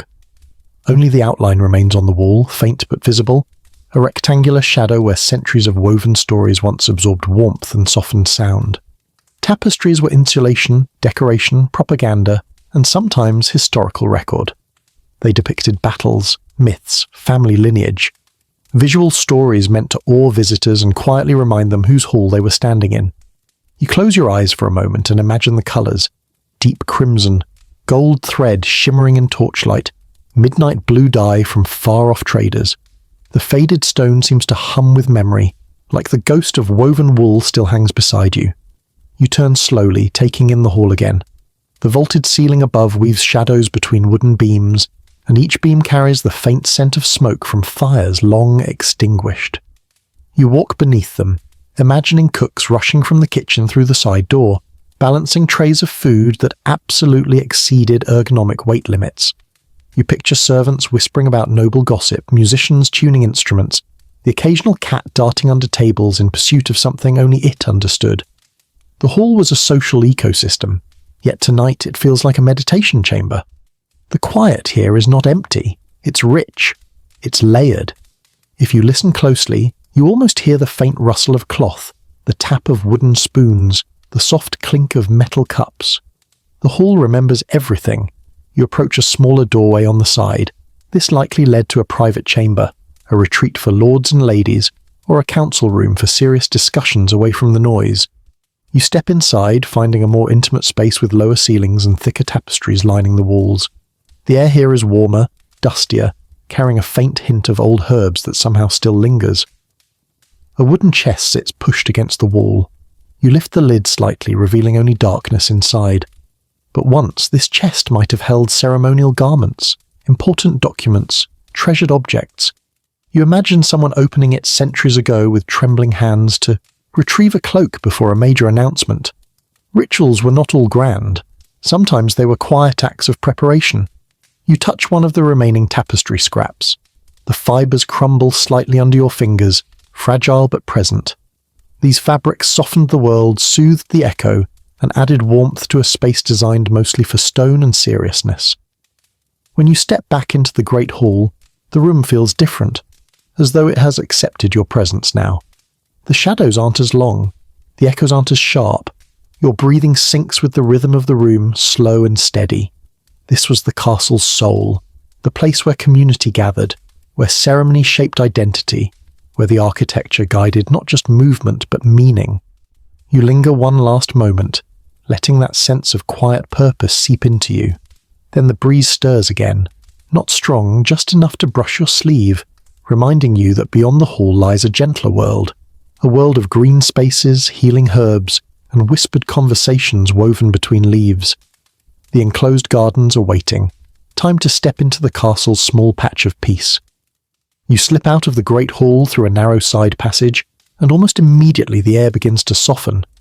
The echoes fade behind you, swallowed by thick stone, and a different kind of quiet rises to greet you. Warmer, greener, more alive. Castles were not all battlements and stern geometry. Sometimes, tucked behind thick walls and heavy doors, they kept tiny pockets of peace. And as you step forward, following the whisper of a gentler draught, the passage opens into one of them, a garden. Not a grand courtyard orchard or a sprawling estate maze, just a modest enclosed herb garden protected by high stone walls. Moonlight spills into it like a soft blessing, catching the tips of leaves and turning them a delicate silver. You breathe in, and the air tastes different here. Earthy, herbal, touched with lingering scents that cling to the soil even at night. A faint aroma of lavender, the sharper nip of mint, something peppery that hints at rosemary.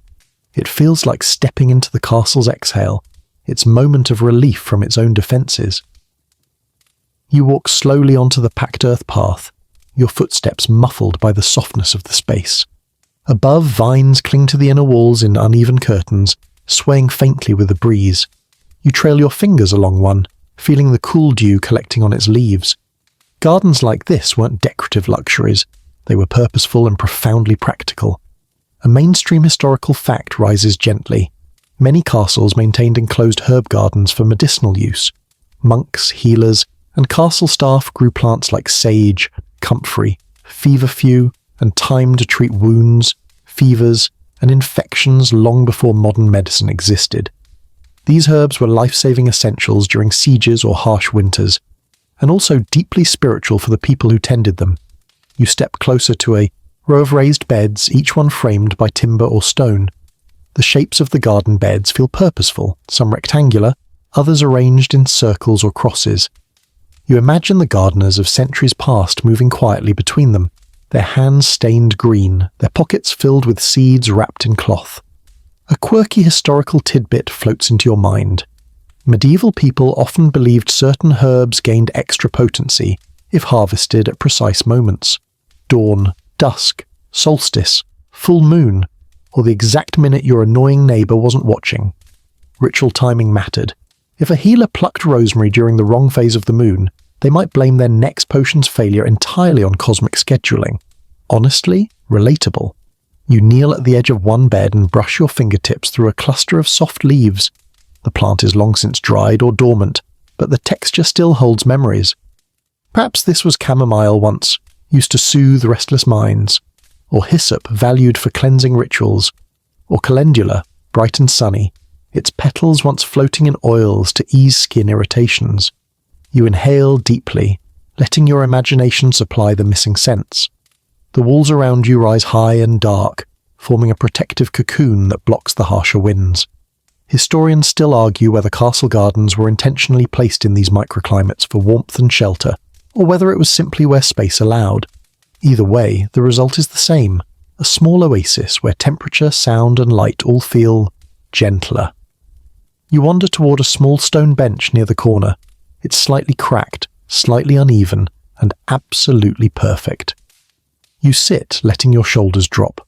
From here, the garden feels like a painting. Herbs arranged in quiet patterns, vines etched against the moonlit wall, shadows pooling between wooden edges. Your breathing slows without effort. It's easy to imagine a healer sitting here centuries ago, preparing bundles of herbs to dry, string wrapped around stems, leaves crushed gently between fingers, soft muttering about whether the rosemary picked last week smelled better than this batch. And maybe, when alone, they whispered worries to the plants. Plants don't gossip after all. A faint rustle draws your attention. You look toward a shaded patch where something small scurries.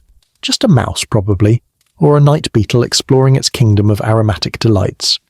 For a moment you imagine it's a tiny herbalist making its nightly rounds. Yes, the mint is minting, the thyme is thriving. Excellent work, team. The garden's pathways form a loose grid, guiding you without forcing direction. You follow one now, feeling how the earth shifts subtly under your steps. Small stones crunch, leaves brush your boots, and the air remains thick with calm. The garden invites slowness. No urgency, no marching, no commands. Just the hum of quiet growth. You find a small fountain basin in the far corner, now dry but still holding echoes of past trickling water. You touch the rim, cool and smooth. Water once mattered desperately here, hydrating herbs, cooling hot days, offering symbolic purification for rituals. Maybe someone washed their hands here before tending wounds. Maybe a nervous young apprentice spilled half the basin while trying to carry it. You smile at the imagined memory. Above, the sky opens fully, framed by the stone walls like a gentle portrait. Stars dance lightly, and the moon glows with that I'm in charge of night aesthetics energy. You look up for a long moment, letting the sky's wide quiet blend with the garden's small quiet. You realize something comforting. The garden was not just for herbs, it was for people. A place where anyone in the castle, servant, noble, guard, might pause for a breath, a thought, a prayer, a pocket of stillness in a world that was otherwise demanding. You stand again, stretching lightly, feeling the peaceful weight of the garden settle around your senses. You take one slow step toward the exit, then another, the plants brushing your calves with soft farewells. Because just beyond this sanctuary lies another part of the castle's inner life. Rooms where hands shaped metal, cloth, wood and tools. Where labour hummed like a quiet engine, powering everything behind the scenes. Workshops where the smell of herbs would give way to iron, leather and wood shavings. The castle's industry is waiting. Time to meet the hands that kept this stone world alive. You step out of the herb garden, carrying a faint trail of lavender and earth with you, like a whisper tucked into your sleeve. The air cools again as you move down a narrow stone corridor, but this time the coolness has a sharper edge. Not unwelcoming, just brisk, like someone opening a window in a room where people have been working too hard. And that makes sense, because as you follow the subtle incline of the hallway, the castle shifts tone. The quiet gentleness of the garden fades behind you, replaced by a deeper hum, the silent residue of industry. You turn a corner, and the space widens into the workshops. Immediately the atmosphere changes. Even empty, the room feels busy. You can almost hear echoes of metal striking metal, wood being shaved, cloth being stretched over frames, and voices, quiet but firm, discussing measurements, repairs and deadlines that did not care whether someone slept enough. Workshops were the engines of castle life. Not glamorous, not ceremonial, but essential in the most practical, quietly heroic ways. You walk slowly through the first chamber, where the walls are lined with wooden racks. Some hold tools, hammers, tongs, chisels, each shaped by a lifetime of being held by hands far rougher than yours. The metal edges catch the moonlight, reflecting thin ribbons of silver. The stone floor here is uneven, scored with wear patterns from heavy footsteps, dragging materials, and the occasional dropped iron bar that probably caused some colourful medieval language. A mainstream historical fact settles gently into your mind. Castles housed multiple workshops, blacksmiths for weapons and horseshoes, Carpenters for structures and furniture, fletchers for arrows, coopers for barrels, weavers for cloth. These rooms were not afterthoughts. They were strategically placed near the courtyard or inner walls, so noise and heat could escape without disrupting noble chambers. You move toward the blacksmith corner, not active of course, but the smell lingers. Even centuries later, the faint scent of iron and ash clings to the stones. You run your fingers along the edge of an anvil, cool now, but in your mind you see it glowing faintly from phantom heat. Blacksmiths worked relentlessly, reforging tools, mending armor, shaping nails that held entire buildings together. No castle stood without them. A quirky historical tidbit bubbles up. Some blacksmiths were believed to have protective powers. Superstitions claimed that ironworkers could ward off evil spirits or bad luck simply by the nature of their craft. Imagine someone barging into the workshop shouting, "Quick! The bread failed to rise again. We need the smith to tap something with a hammer." You smile, imagining the blacksmith rolling his eyes, but doing it anyway. You continue forward and enter a carpentry space. Wood curls litter the floor like forgotten feathers. The scent here is different, soft, warm, almost sweet, the ghost of oak, pine and chestnut shaped into beams, doors, barrels and bed frames. You pick up a shaving and rub it between your fingers. It crumbles gently, releasing a faint nostalgic smell. The workbenches are long and scarred, their surfaces bearing the memory of labour, knife marks, burn stains, ink blotches from hurried measurement sketches. You picture a carpenter leaning over this bench, candle burning low, muttering, "Why is this doorframe taller on one side? Who designed this hallway? An optimistic giant." Medieval construction demanded perpetual improvisation. As you move deeper, you notice how sound behaves here. The thick walls absorb most noise, but the ceilings carry faint, hollow echoes, residue of the countless blows, shavings and hammer strikes that once filled the room. Even now, your footsteps reverberate with a rhythmic undertone, as if the castle remembers the cadence of its builders and chooses to mimic it softly for you.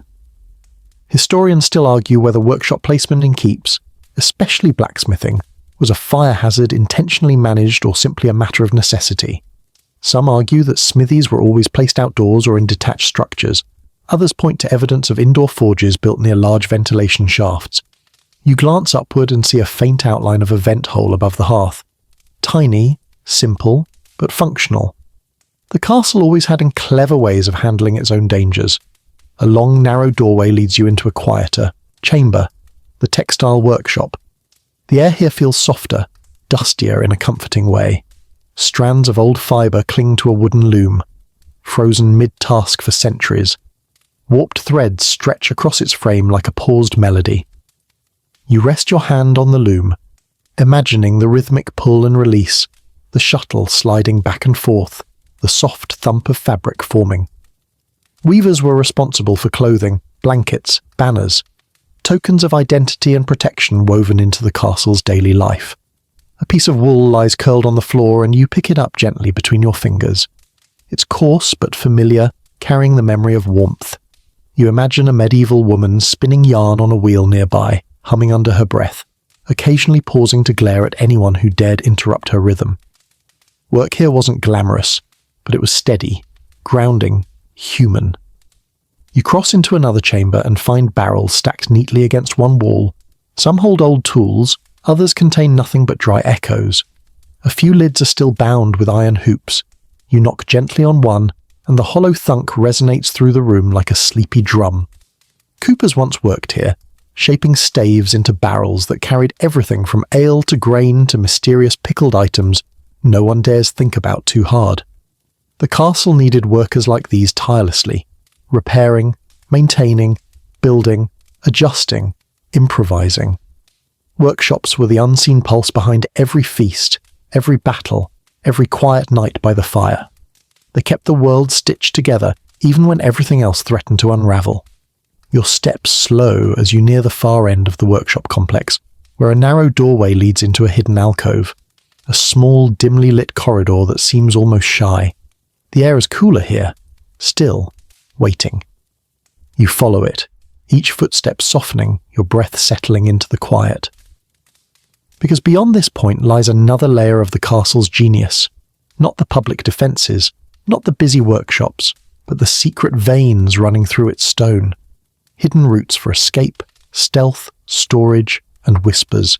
The secret passages are waiting, and they already know you're coming. You slip into the narrow alcove and immediately the atmosphere changes.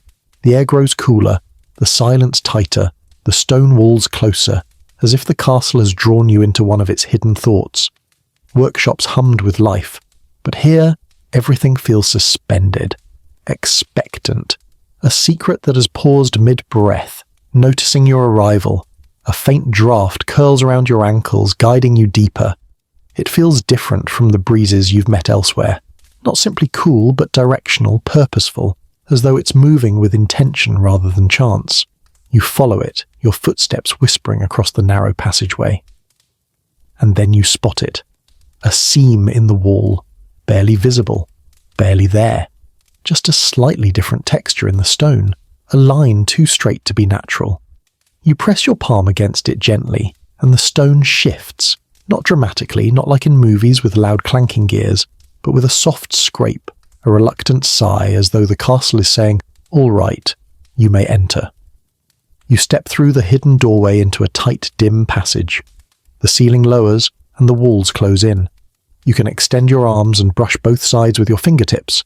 The air tastes of stone dust and time, the kind of scent that emerges only in places few feet have disturbed for centuries.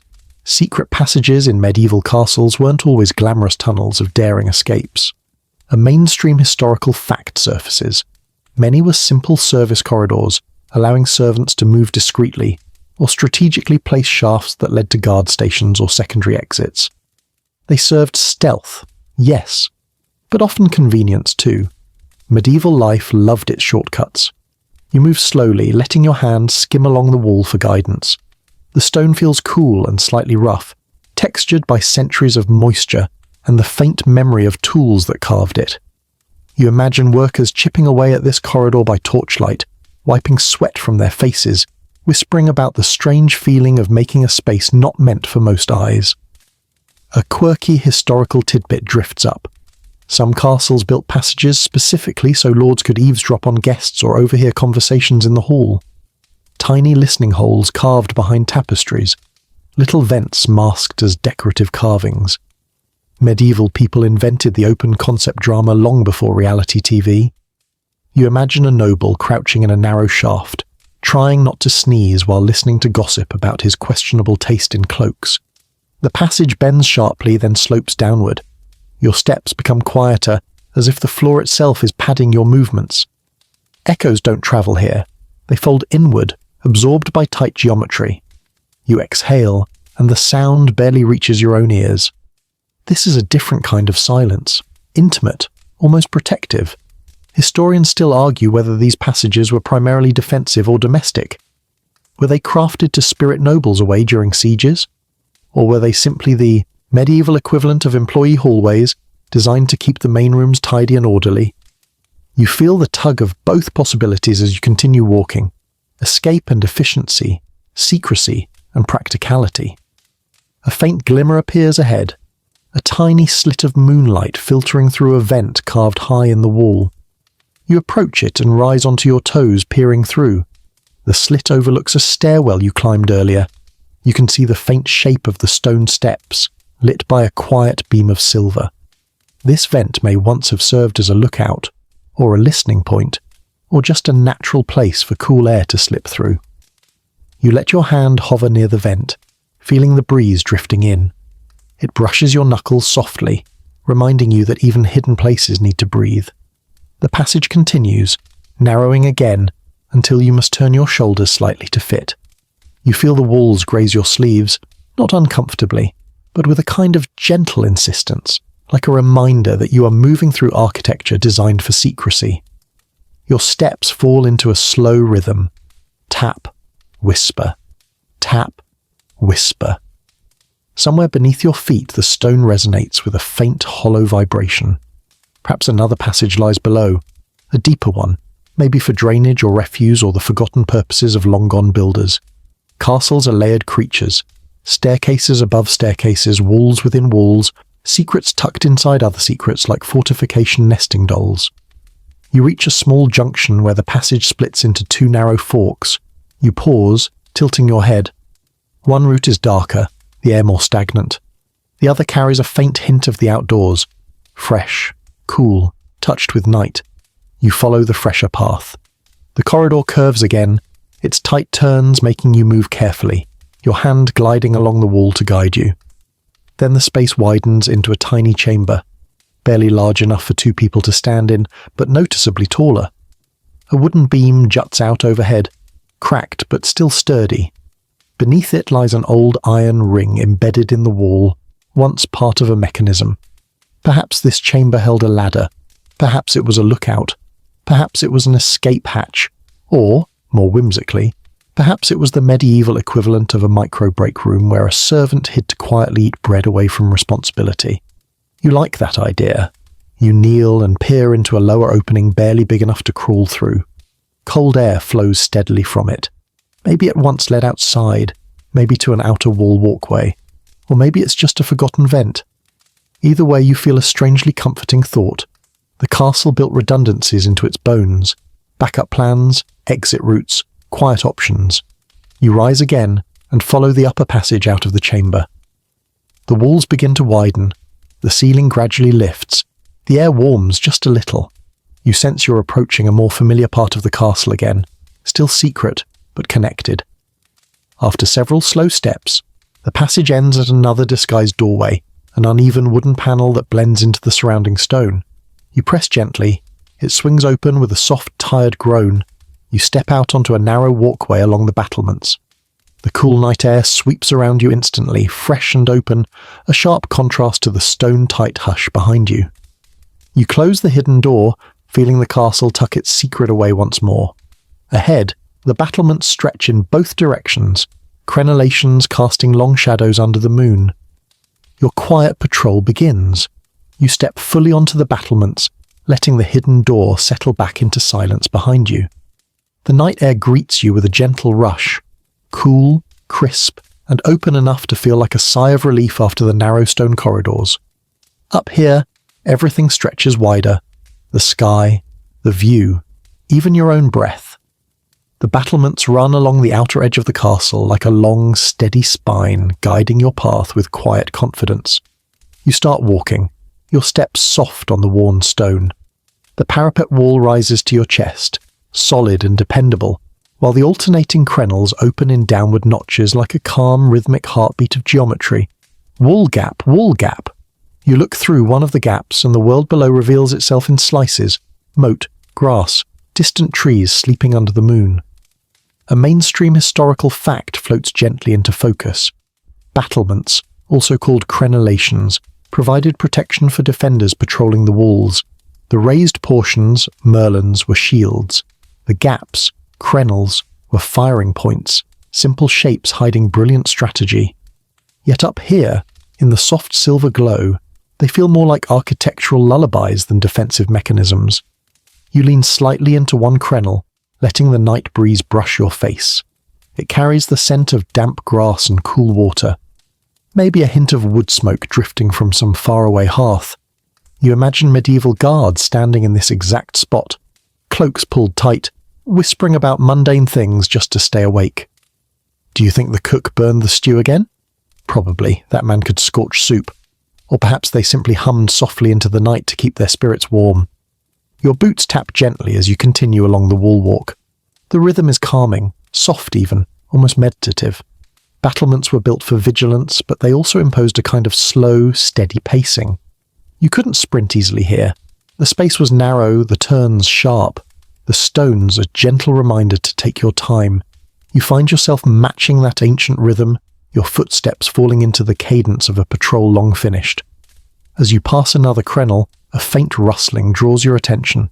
You pause, but it's only a small night bird settling on a nearby merlon, tilting its head at you with mild suspicion. Perhaps the medieval equivalent of a co-worker silently asking why you're out past your shift. You nod back respectfully.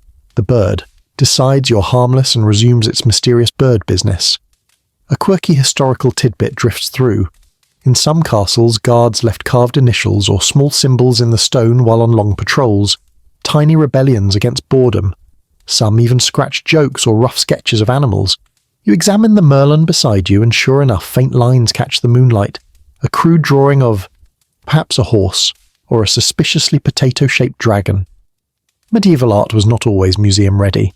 You continue walking, the breeze flowing past you like a soft river of air. The parapet curves gently as you move along the wall, revealing new angles of the castle below. Courtyard, rooftops, towers. You see it all now from a steady, elevated rhythm that feels both ancient and serene. Historians still argue whether night patrols followed strict timing schedules or whether guards improvised based on weather, danger and boredom levels. Some sources claim 2-hour rotations, others suggest far more chaotic patterns. You picture a medieval sergeant calling up to the walls, "Rotate shifts!" and a sleepy guard shouting back, "We rotated 5 minutes ago! Rotate them again!" Even centuries later, the stones might still remember these exchanges. The walkway narrows slightly, funneling your path toward a corner turret. You step inside, and the world dims. The turret shields you from the wind, creating a pocket of stillness where your breathing becomes the loudest sound. It's a circular chamber with slit windows designed for observation. You step up to one, pressing your hands to the cool stone and peer down. The moat glimmers faintly. Leaves ripple on the trees in slow waves. Somewhere far outside the walls a lone wolf calls, distant, soft, more wistful than threatening. Up here, the castle feels less like a fortress and more like a guardian watching over sleeping land. You exit the turret and return to the open battlements. The sky stretches overhead in endless, dark velvet, scattered with stars that blink like tiny ancient lanterns. You walk through this celestial gallery at a comfortable, unhurried pace. Your footsteps eventually bring you to the highest point of the wall, a gentle rise where the battlements overlook the main gate. From here, everything is visible. The drawbridge, folded quietly against the night. The water, calm and respectful. The gatehouse, crouched like a faithful old guard dog. You breathe in deeply, letting the view fill your senses. The breeze shifts suddenly, cooler now, brushing across your face with a hint of something heavier, like the weight of distant tension. And that makes sense, because as peaceful as this moment is, castles were built for conflict, for defense, for outthinking threats long before they arrived. You rest your hands on the stone Merlin, feeling its solidity steady you. The battlements have shaped your steps, guided your pace, and shown you the calm side of vigilance. But soon, the castle will reveal how all these quiet architectural choices came alive in the chaos of siege. You take one more slow breath of night air, letting the coolness settle your thoughts. Because at the far end of the battlements, waiting like a shadow on the horizon, is the castle's relationship with its opposite force, the besieging army. Your quiet patrol is ending. Your understanding is about to deepen. You linger a moment longer at the battlement's crest, letting the night wind brush past your ears like a wordless warning, soft but edged with memory. Because as peaceful as the castle feels now, as gentle as its stones seem under moonlight, this place was built with a second heartbeat.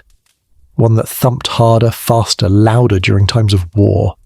A heartbeat that only emerged when torches dotted the hills, when distant horns sounded, when the night sky glowed with the eerie firelight of an approaching army. You take a slow step forward, and the castle begins showing you how it outthought every threat that dared come near. The battlements guide you toward a wider platform, a viewing point, open to the landscape beyond the walls. You step onto it and immediately feel the shift. The view here is different, broad, unbroken, designed for scanning horizons, tracking shadows, spotting trouble long before it reached the moat. The land before you stretches out, silvered by moonlight and quiet as a held breath. Grass sways in gentle waves. Trees stand like dark sentinels. Nothing moves except the wind brushing your sleeves. But your mind fills the scene with ghostly echoes of what once might have appeared. Enemy torches scattered like fireflies, siege towers rumbling in slow approach, soldiers huddled beneath makeshift shields. You feel a tiny chill at the base of your neck, not from fear, but from the architecture whispering its memories to you. A mainstream historical fact rises naturally. Medieval sieges rarely lasted days, they lasted months, even years. Many battles were won not by sword or flame, but by patience, cutting off supplies, waiting for disease, hunger, or negotiation to tilt the balance. The castle wasn't just a fortress, it was a psychological opponent, and it always had home field advantage. You imagine a besieging army studying these same walls with frustration thick enough to taste. They'd measure the height of the battlements, estimate the depth of the moat, count every arrow loop and potential weakness. Meanwhile, the castle would simply stand there, unmoved, unbothered. Its message subtle but unmistakable. Come closer, I dare you. The breeze shifts, cooler now, brushing your cheek with the faint scent of stone and distant pine. You lean against a merlon and let your imagination drift into the past, not for violence, but for understanding. Picture soldiers lugging heavy siege ladders through the mud, cursing under their breath, cold rain plastering their hair to their faces. Picture engineers awkwardly assembling a trebuchet that absolutely refuses to line up straight. Picture a commander shouting contradictory instructions while his troops wish very deeply that he'd stop improvising. Then picture the castle's defenders standing exactly where you stand now, calm, focused, annoyed, but not afraid. They'd signal each other with lanterns, ready arrows behind the loops, prepare hot sand, oil, or stones.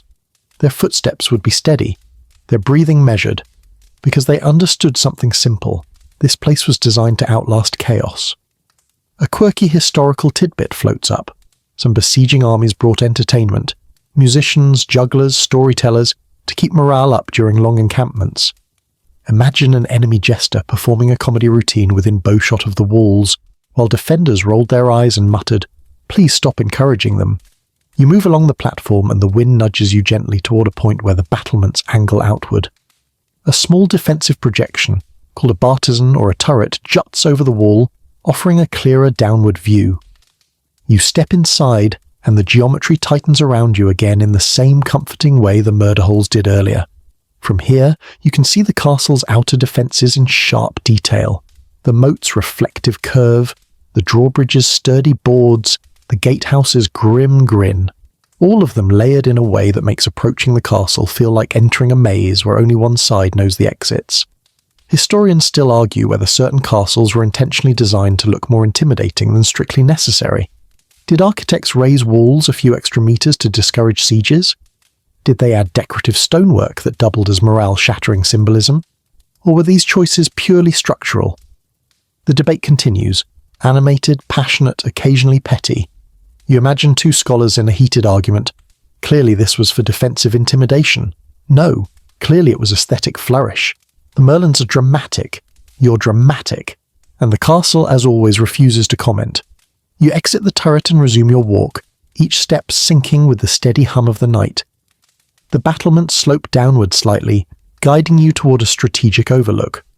You pause again, sensing the weight of invisible armies that once might have encircled this stronghold.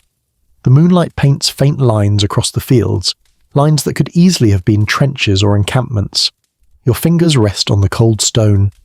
Beneath your hand lies centuries of survival strategy. Every angle, every wall height, every narrow corridor and arrow loop you've walked tonight had a place in the castle's tactical conversation. But here, in the stillness of night, it's not war you feel, it's admiration. You inhale deeply, letting the crisp air fill your lungs. The breeze strokes your hair, and the castle's silhouette cuts a regal shape against the sky. You realize that even without enemy forces gathering at the gate, the architecture continues to teach, to reveal its layered intelligence slowly, calmly, gently. A final gust sweeps across the battlements, as if the castle itself is drawing a line, ending the battle chapter and steering you toward the quieter world that follows long after siege's end. You take one last look over the moonlit landscape. Then you turn inward. Because not every chapter of castle life was about conflict. Some nights, many in fact, the walls stood peacefully. Smoke drifted from hearths. Laughter echoed from halls. The garden herbs swayed lazily in the breeze. The castle exhaled. And you're about to feel that peace as you step into the world of peacetime architecture, the castle's gentler heartbeat. You turn away from the parapet, leaving behind the imagined blaze of torches and the tense hum of siege. As you walk back along the battlements, something subtle shifts. like the castle loosening a cloak it no longer needs to wear. The wind softens, the shadows warm. Even your footsteps feel less like patrol and more like a stroll. It's as if the architecture recognizes you've now seen the harshness it was built for, and is ready to show you the calm that came after. You descend a short stone stairwell tucked into the wall, spiraling downward until the battlements fade behind you. The next doorway opens into a quieter corridor, wide enough to feel unthreatening, narrow enough to feel intimate. The air here is warmer, carrying traces of old wood, faint smoke, and something almost domestic. You follow the corridor as it gently bends, and soon it leads you into a space transformed by peace. A courtyard once filled with hurried footsteps and strategic planning now feels like a sleepy village square. Moonlight pools in the center like gentle water, brushing the ground in soft silver patches. The sounds of battle you imagined earlier are nowhere. Instead, you hear the light rustling of leaves, the distant hoot of an owl, the kind of quiet that settles into a place when survival is no longer the only priority. This is the exhale, the castle in peacetime. A mainstream historical fact floats naturally into your thoughts. Once external threats diminished in later medieval centuries, castles gradually shifted from purely militaristic fortresses to more comfortable residences. Walls remained, but priorities changed. Larger windows appeared, interiors brightened, domestic spaces expanded, gardens grew ornamental sections, defense faded into backdrop. You step into the courtyard, noticing details that wouldn't have mattered during war but meant everything during peace. A worn stone bench sits beneath an archway, simple, inviting. A small water trough gleams with reflected moonlight, perhaps once used for washing hands before meals rather than watering horses. You picture someone sitting here centuries ago, shaping yarn or shelling peas, or just gossiping with a friend about the Lord's new robe being just a tad too fancy for someone who can't even joust properly. Your feet lead you toward the kitchen block, and even through centuries of silence you sense warmth lingering there. You push open the heavy wooden door, and the room welcomes you with familiar domestic ghosts. The hearth is massive, larger than life, once used for roasting feasts and boiling stews. In wartime, this was fuel and necessity. In peacetime, it was joy. A fire that meant laughter, bustling servants, and the comforting clatter of ladles and knives. A quirky historical tidbit surfaces, making you smile. Many medieval kitchens had cats, official or unofficial employees, responsible for rodent control. Some were even cherished by the staff, fed scraps or given names like Mousetail or Sir Whiskerford. You imagine a fat, slightly judgmental kitchen cat lounging on a warm stone ledge, deciding which humans deserved its affection. You drift toward a wooden prep table, its surface scarred from centuries of chopping and kneading. Your fingers trace a deep groove that might have been carved by accident or impatience, or maybe the enthusiastic energy of someone preparing an especially stubborn root vegetable. Kitchens were battlefields too, just with carrots instead of swords. Historians still argue whether medieval kitchens were intentionally placed far from noble chambers for safety, or simply because noise and heat demanded it. You look up at the thick beams overhead, blackened from smoke, and imagine cooks shouting instructions, apprentices running back and forth, laughter erupting when someone inevitably spilled flour across half the room. You exit through the back door, stepping into another courtyard, smaller, more private. A peaceful corner that once might have been the laundry yard. Here, servants washed linen, hung cloth to dry, scrubbed stains with herbs and ash. You pause beside a low stone basin, now dry, but you can imagine water sloshing, hands working rhythmically, and quiet singing drifting up into the open sky. This yard, once a hive of domestic industry, feels serene now. The moonlight softens every hard edge, turning ordinary stones into warm silhouettes. You breathe in the stillness, feeling how the castle, freed from fear, could finally become a home. Your path leads toward the residential wing, where larger windows and smoother walls hint at comfort rather than combat.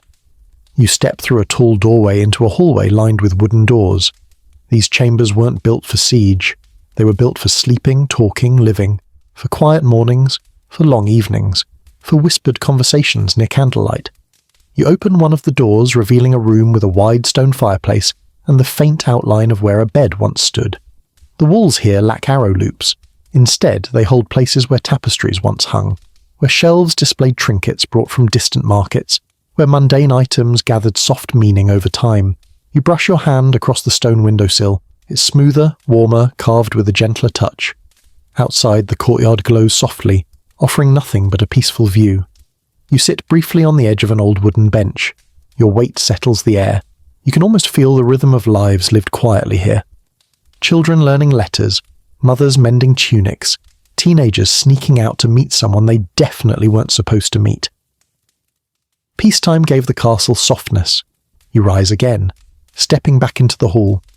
Everything feels lighter now, the tension of earlier sections dissolving into the kind of softness you carry into sleep. The castle's genius isn't just in defense, it's in this transformation, this adaptation, this ability to become gentle. You head toward the final doorway at the end of the hall, a stone arch that leads you back outside. Because the castle has one last thing to show you. Not war, not labour, not ceremony, but memory. The way stone remembers every step you've taken tonight, and every step taken centuries before you. Ahead lies the final stretch of your journey, and the castle is ready to walk it with you. You step through the final archway, and the night opens around you once more, wide, cool and silvered with moonlight. The air feels different here, softer than before, as if the castle itself has lowered its voice for the last stretch of your journey. The stones beneath your feet are worn smooth, not by soldiers or rushing servants, but by centuries of ordinary footsteps, people wandering, thinking, living, remembering. This outer path curves gently along the inner wall, guiding you the same way the moat guided you hours ago. Subtle, steady, without urgency. The castle no longer feels imposing or defensive or watchful. It feels present, a companion rather than a structure, a quiet storyteller who's been waiting all night for this final conversation. You slow your steps, letting your hand trail along the stone. It's warm here, where the wall has held sunlight through the day. The warmth pulses faintly under your fingertips, like a heartbeat that hasn't faded despite the centuries. Everything you've explored, moats, towers, workshops, gardens, feels connected now, woven into a memory so large and gentle, it no longer feels like a lesson. It just feels like truth. You pause near a small alcove, unremarkable at first glance but shaped with purpose. A mainstream historical fact drifts to you. Many castles included architectural memory points, small niches, plaques, or carvings commemorating victories, repairs, expansions, even personal milestones like marriages or births. Not grand monuments, just small inscriptions tucked into quiet corners. Everyday remembrance carved into stone. You lean closer, and though this particular alcove holds no inscription now, the intent lingers. You imagine someone hundreds of years ago stopping here, catching their breath, touching the same wall, whispering something they didn't want forgotten. A quirky historical tidbit follows naturally. In some castles, people believe certain stones could absorb emotions. Joy, grief, hope, especially in places where many feet passed. You smile at the thought. If it were true, this spot would be heavy with centuries of small human moments, like a secret accumulator of feelings. You close your eyes for a moment and let the idea settle. It's strangely comforting to think the castle might be carrying some of those moments for you now too. Your quiet awe, your steady breaths, your tired but content late-night wandering. Historians still argue whether castles should be interpreted primarily as military machines or as living homes. You can almost hear them debating. Stone was for defense. Stone was for legacy. Stone was for comfort. Stone was for symbolism. But standing here, listening to the hush of night, you know the answer has always been all of the above. Castles weren't built for one purpose. They were built for every purpose life required. You resume walking, each step unhurried. The path curves again, leading toward the outer edge where the wall drops away into moonlit scenery. You peer over the parapet. The landscape stretches below in soft gradients. Trees outline like ink sketches, the moat shimmering like spilled starlight, the distant hills sleeping under the weight of quiet. This vantage point feels familiar, though you've never stood here before. It's the sort of place where someone might come to think, to breathe, to let go of a heavy day. You imagine a servant resting here after a long shift, or a guard sneaking a moment of peace, or a young lord staring out at the horizon, wondering what future these walls would witness. You continue along the path until the outer gate comes into view again, still, dark, dignified. Earlier tonight it felt intimidating, now it feels like a gentle threshold, the kind that says, you can leave whenever you're ready, but you're always welcome back. Your steps slow as you approach the area above the gatehouse. The stones here are smoother, almost polished by generations of hands. You rest both palms against the parapet and breathe in deeply. Cool air fills your lungs, your shoulders settle, your jaw loosens. The castle's quiet begins to weave itself into your breath. Something loosens inside you too, a knot you didn't even notice earlier. Maybe it was the tension of imagining battles, or the echo of stone corridors, or just the weight of your own day. Whatever it was, the night air pulls it gently away, leaving you lighter. You take a few final steps along the wall until the path meets a descending stair. This is the route out. The same direction you came from, yet it feels transformed. That's the magic of wandering through deep time. The return path is never the same as the one you walked earlier. You descend carefully, feeling the night wrap around you in soft folds. The steps lead down to the courtyard, now quieter than ever. Then onward to the gatehouse, the drawbridge, the grass. Each space welcomes you without demanding anything. Each piece of architecture that challenged you earlier now feels like part of a peaceful goodbye. You step past the outer wall and pause. The castle rises behind you, tall, calm, timeless. Not looming, not warning, just being, holding centuries without strain. You can feel it even now. This place remembers, not perfectly, not literally, but in the way that landscapes hold footsteps and stones hold warmth and stories hold people. You walk a little farther, then turn one last time to look at the silhouette standing proud against the moonlit sky. And the castle, for the first time tonight, feels like it's the one watching you leave, quietly grateful, gently protective, endlessly patient, because your journey ends here, and now it's time to rest. The night softens around you as you step farther from the castle, each breath drawing in a little more calm, a little more quiet, a little more of that gentle weightlessness that settles in just before sleep. The air feels warmer now, stretched into long, slow currents that brush your arms like drifting silk. Even the landscape fades into simpler shapes, softer edges, blurred shadows, a horizon that melts into sky as if exhaling with you. You walk only a few more steps before stopping, letting your body grow still, letting your thoughts slow into wider, quieter spaces. The castle remains behind you, a peaceful silhouette, its towers softened by the moonlight until they feel less like walls and more like quiet guardians watching the night for you. The stones seem farther away now, and yet somehow closer too, like the memory of a calm voice or the echo of a familiar lullaby. Your breathing deepens without effort. The cool air fills your lungs in long, smooth waves, each one easing the day a little farther from your shoulders. The ground beneath your feet feels steady, warm in its own way, holding you gently while your body unwinds. The world narrows into softness, just your breath, the faint whisper of wind through grass, the distant hush of water moving in slow, sleepy ripples.